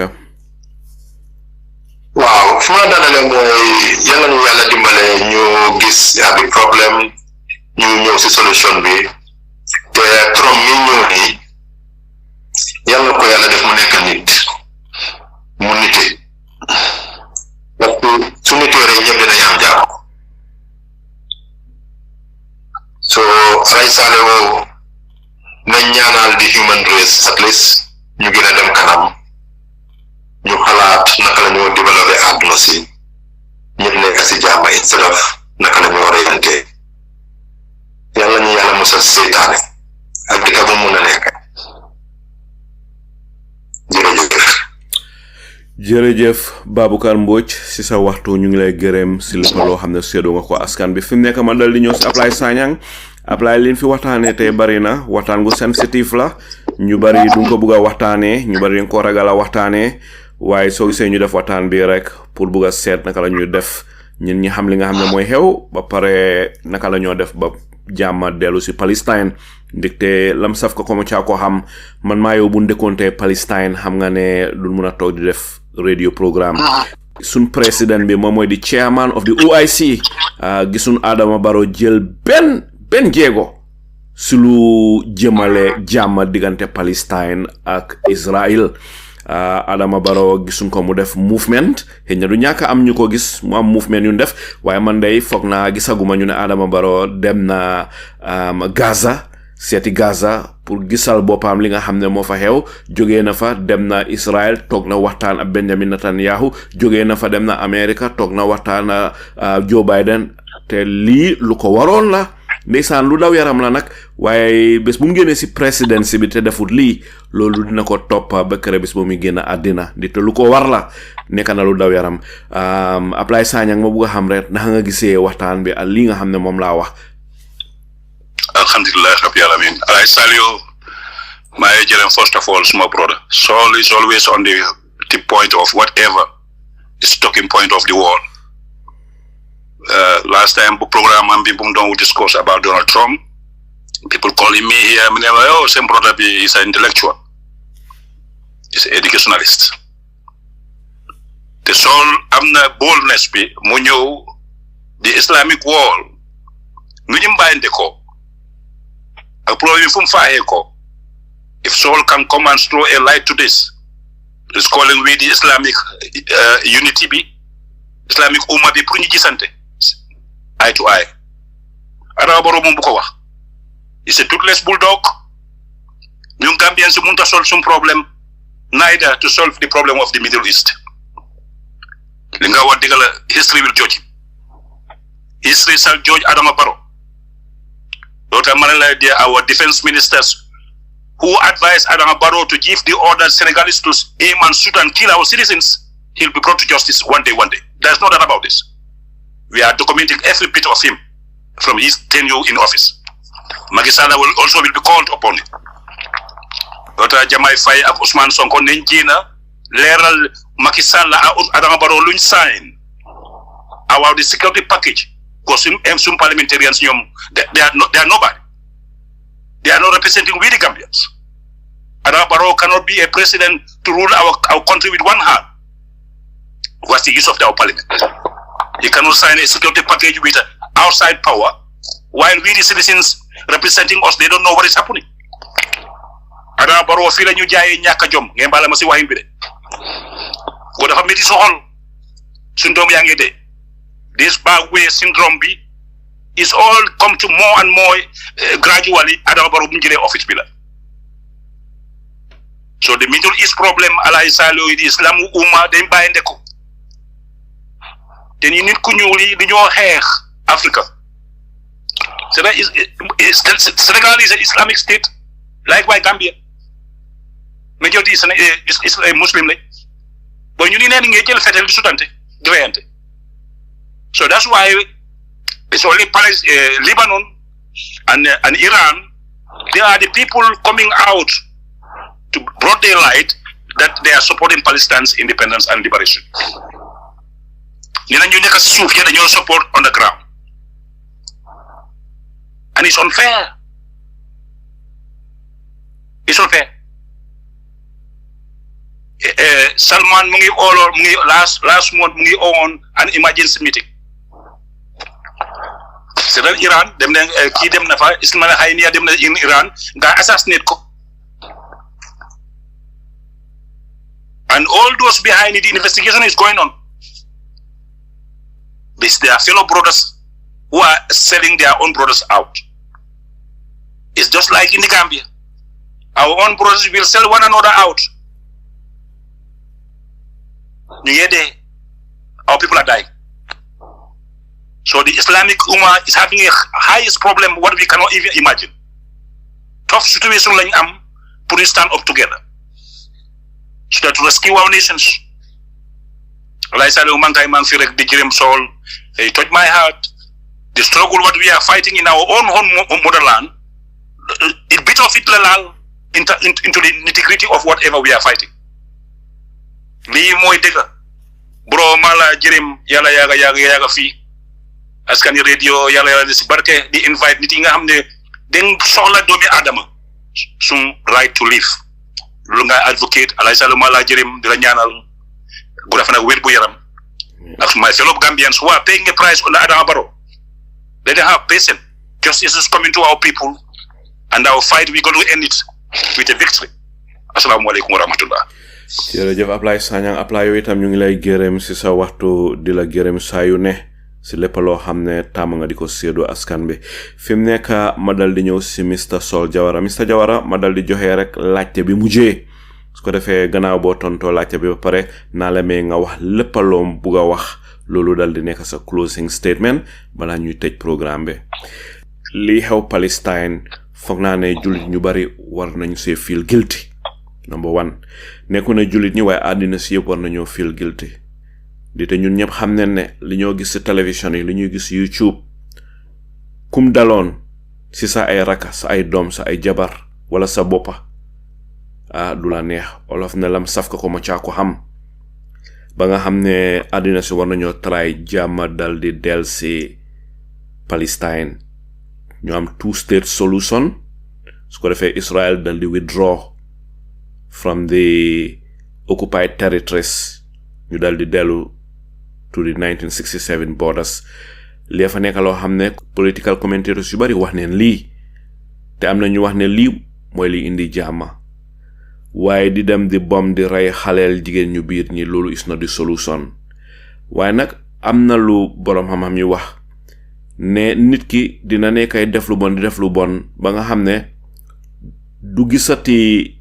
yoon pour dellu gannaaw ndikte yow tey boo jógee woon Banjul di ñëw Serekunda nga ñëw ba jàllo Denton Bridge dal di bom Denton Bridge yow dootoo dellu Banjul xaw man fu ngay dellu waaye dootoo dellu Banjul so am na ñu wax ne Benjamin Netanyahu nguuram gi ni mooy the most right wing government bu Israel musa am ba pare dafa mel ni Benjamin Netanyahu bon na bridge sam moom ak arab néebu sam yi moom ak àddina si moom ak african si waaye am na loo xam ne lii ñun julit ñi war nañ si am gàcc mooy fuñ toogee gis ñaawteef yi nga xam ne mooy xew Palestine benn muslim country jógut yóbbu Israel court ba South Africa under the leadership of Cyril Ramaphosa koo xam ne kii du julit dëkkut si muslim country in fact sa South Africa the majority of the people they are not Muslims and non-Muslim war a jël mbir mi consider ko his own yóbbu Israel sa attekaaya amul benn dëkki julit bu def loola ba nga xamee ne South Africa jiite neen li si la ñenn ñi si dëkki julit yi benn ku nekk ay génn di support South Africa waaye ñi ko waroon a jiite mooy a Muslim country under a Muslim president or a Muslim king kenn defu ko South Africa def ko lii dina weigh very very heavy in our conscience si ñi nga xam ne am neen conscience lii war naa nekk gàcc si mbépp king mbépp président boo xam ne yaa ngi ooyee sa bopp muslim ma bugga laa laaj rek Mr Jawara yow lan nga foog ne si sa gis-gis si sa jàngat nit nga dee follow international affairs lan nga foog ne mooy di solution to the Israeli-Palestinian conflict loo xam ne li dina indi a permanent solution ndikte àddina saa ngee déglu xëy na du ñàkk FBI bi wala CIA bi bu ñoo déglu xëy na du ñàkk neen fi déggee loo xam ne lii day make na sense xëy na mun nañoo naawee loolu ndikte Olof Njaay wax na ko ñu ne xam-xam sori ku nekk mun na koo for dafa mel ni pour sa boo réer rek waaw ndegam xam-xam pour sa boo réer la ku nekk mun na koo for du ñàkk xëy na tey di fi rotal pour sa boo xam ne CIA bi wala FBI bi wala sax State Department bi dineen for pour sa boobu dal di ko wéyee ba tax jàmma dal di del si Palestine ndikte solution leen bugga ndikte lii xew Palestinian yàgga nañoo sonna te lii xew soo demee si télévision bi weddi ko dem si newspaper bi na weddi ko boo tëddee guddi waxtaane sa ngegenaay di nga xam ne lii jaaduwut li ñoo def Palestinian yi correctut dafa wrong li ma wax ni yépp jébal naa la ko lan nga foog ne mooy solution bi si ngaatal waaw Alaaji Saliou ma njëkkee fu nga indi actually solution bi man comme like nga wax nii rek man itam jàpp two state solution bi mooy the only solution actually pour solve the problem waaye loolu lan moo koy mën a isi lan mooy machinery bu koy mën a isi into reality mooy the problem naka la ñoo mën a presser Israel naka la ñoo mën a influencer America ba loolu mën a am loolu mooy the problem resolution after resolution after resolution against Israel America all the time ñoo ci dee teg seen tànk problem bi is not only Israel but it is America as well loolu tax problem bi yàgga loolu tax problem bi nekk a huge problem and a global problem because ñëpp gis nañ ko right out ne injustice bu fa nekk warut so man loolu laa wax ne the only pressure buy mën a isi Israel into on the table or at the table mooy war a nekk àdduna si yëpp boycott Israel suñ ko defee 1 year 2 years balaa 5 years maa la wax Israel si yëpp di daw just like nu ñoo dawee léegi because of this ñëpp Israel si yëpp thousands ñu ngi daw di génn Israel right now because ñu ne Israel there is no future in Israel already because gis nañ isolation bu Israel di cause ak damage bu Israel di cause bu Netanyahu di cause Israel ak yooyu ñu bari ngay génn fu mu nekk ni daw dem Greece ak yeneen dëkk yi ak yooyu noonu Portugal Spain ak yooyu noonu lot of them in there thousands every day fu mu nekk ni ñu ngi génn di daw di génn Israel so isolation moo doon mun a isi Israel into behaving properly why the thing is Israel dañ am an objective pour a greater Israel loolu laa fi waxoon ba yàgg pour a greater Israel and they have to amass as much land as possible for a greater Israel ñoom loolu lañ bëgga moo tax dëkk yu ndendool yépp ñu occupy leen Syria Golan Heights Lebanon Shaba Farms Palestine Gaza ak Gaza and so forth so looloo tax ñoom a greater Israel that is what their aim and objective is so loolu mooy the problem ñoom seen aim alignut ak international community bi or international law foofu la clashes bi nekkee ba pare ma wax nga fi yëfi South Africa ak yooyu noonu ne South Africa ñoo nañ pour dimbale Israel because South Africa ñoom after seen experience ak luñ dem through dañ am doctrine boo xam ne bi mooy ne fuñ gis oppression fuñ gis apartheid ci àdduna si dem on they will fight it ñoom loolu mooy seen doctrine bi ANC so nekkuta ne Palestinian rek waaye fu apartheid ak oppression mën a am ci àdduna si ñoom they will fight it so moom nga gis ne ñuy fight ne ak yooyu noonu so muslim umma bi soo gisee Israel di mën a def lu ñooy def Alaaji Saliou Israel dañ am fantastic capacity of human intelligence enablers sëriñ yi nga xam ne ñooy dimbali Israel ñoo bari Israel otherwise ñoomeen kii ne leaders yi yëpp ñuy rey naka lañ xamee fan mooy fan la nekk fan laa war a dem ëllëg fan laa war a dem tey sëriñ yi seen boppa ñooy jox intelligence to Israel setal kini ñu ray nakal dati kini ku ñu ray in Iran sen leader bi Ismail Haniya wa Ismail Haniya exactly after bu ray bobu non xewé intelligence Iran kañ lañ japp sen chief intelligence bi deke koku mo don deal with Iran Israel just imagine koku la gaay dem arrest gis record si yep ne ndeka mu ngi doon deal with Israel so li mooy problème bi just like Ablaye Sagne ñu ngi ko fi waxee rek muslim umma bi Israel pare nañ pour jox la millions ba pare dimbale la passeport su dee bëgg nga génn dëkk bi nga génn dëkk bi ak yooyu noonu defal la yow sa àdduna yëpp moom baax moom waaw suñ demee ñooy di ko offer 100 nit suñ bañee at least 5 nit dinañ nangu so foofu la problème bi nekk boobu enablers yu nekk on the ground ñooñu la Israel ñoom itam they work with ak yooyu noonu ba pare Mr. Mbodj waxoon na fi ne fu mu nekk nii ñi ñaa ngi jóg in Israel against Netanyahu no Israel well before 7 October 2023 Hamas the attack 7 October so fàttale ko on our TV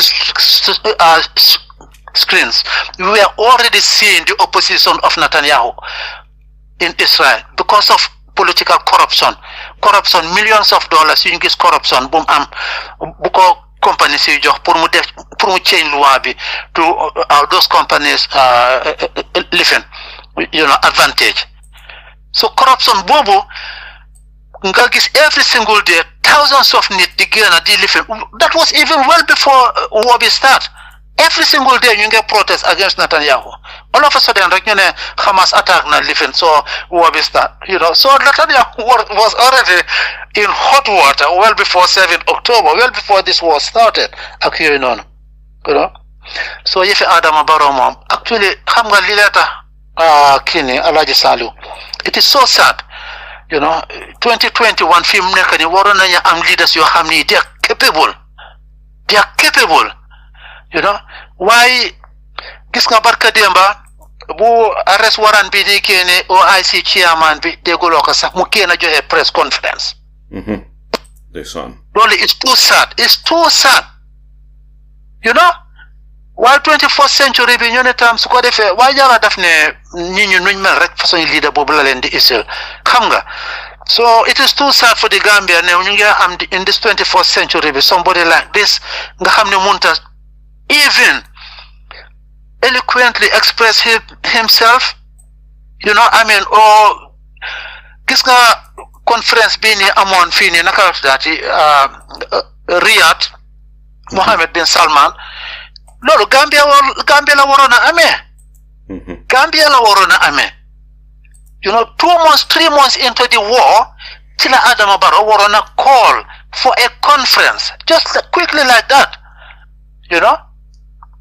su ko defee ñu seet yan tactics la ñooy def pour ici jaama pour pressure Israel ak yooyu noonu yëpp dox diggante Amérique ak yooyu noonu yëpp just like nu ko Adama kii ni Mr. Sanyang waxee fii ne loolu Adama Barrow waroon na nekk de waaye lan la def non mu jël holidays instead dem toog Mankunda xaaf bi mu spend ko foofu xaaf bi mu spend ko Morocco it is too sad totally quiet unfortunately so Alhaji Saliu man thanks for the program today it was fantastic ba pare kii ni last point ma bëggoon a isi fii nii rek mooy Mr. Mbodj lu wax ne affaire yi Egypt Egypt da nga understand seen situation the Rafah border moo nekk foofu rek la Palestine am at Egypt duñ ko mën a ubbi because there is an agreement already signed since 1979, 26 March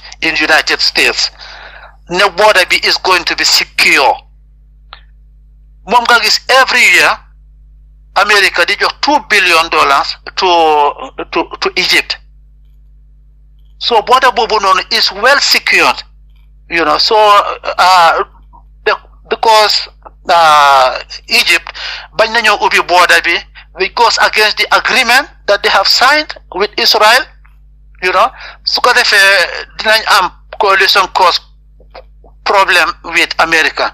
Ca comme lu ma la wax rek kenn bëggut a am problème ak America because of their power, their might. Kenn bëggu ko, you know. So lola, da nga understand Egyptians itam. Even though the people on the ground are against this Rafah border closing, ak yooyu noonu yëpp, you know, ñoom bëggoon nañ support nañ sax ICC government bi def more to support Palestinians. Waaye mënu koo def because of the sensitivity. Agreement bu guys sign ak, you know, ci Camp David Accord bi 1978 with Israel in America. Loolu mooy the problem. Loo tax Rafah border boobu noonu tight boo xam ne bi so mun naa wax ne Israel is controlled everywhere, all Palestinian borders except that border. Waaye border boobu itam there is an agreement that keeps it intact. Loolu tax mu kenn mënu koo laal. So it is we are in a catch situation, or the Palestinians are in a catch situation. They cannot help themselves. They are vulnerable. They are in an open space prison, the biggest, like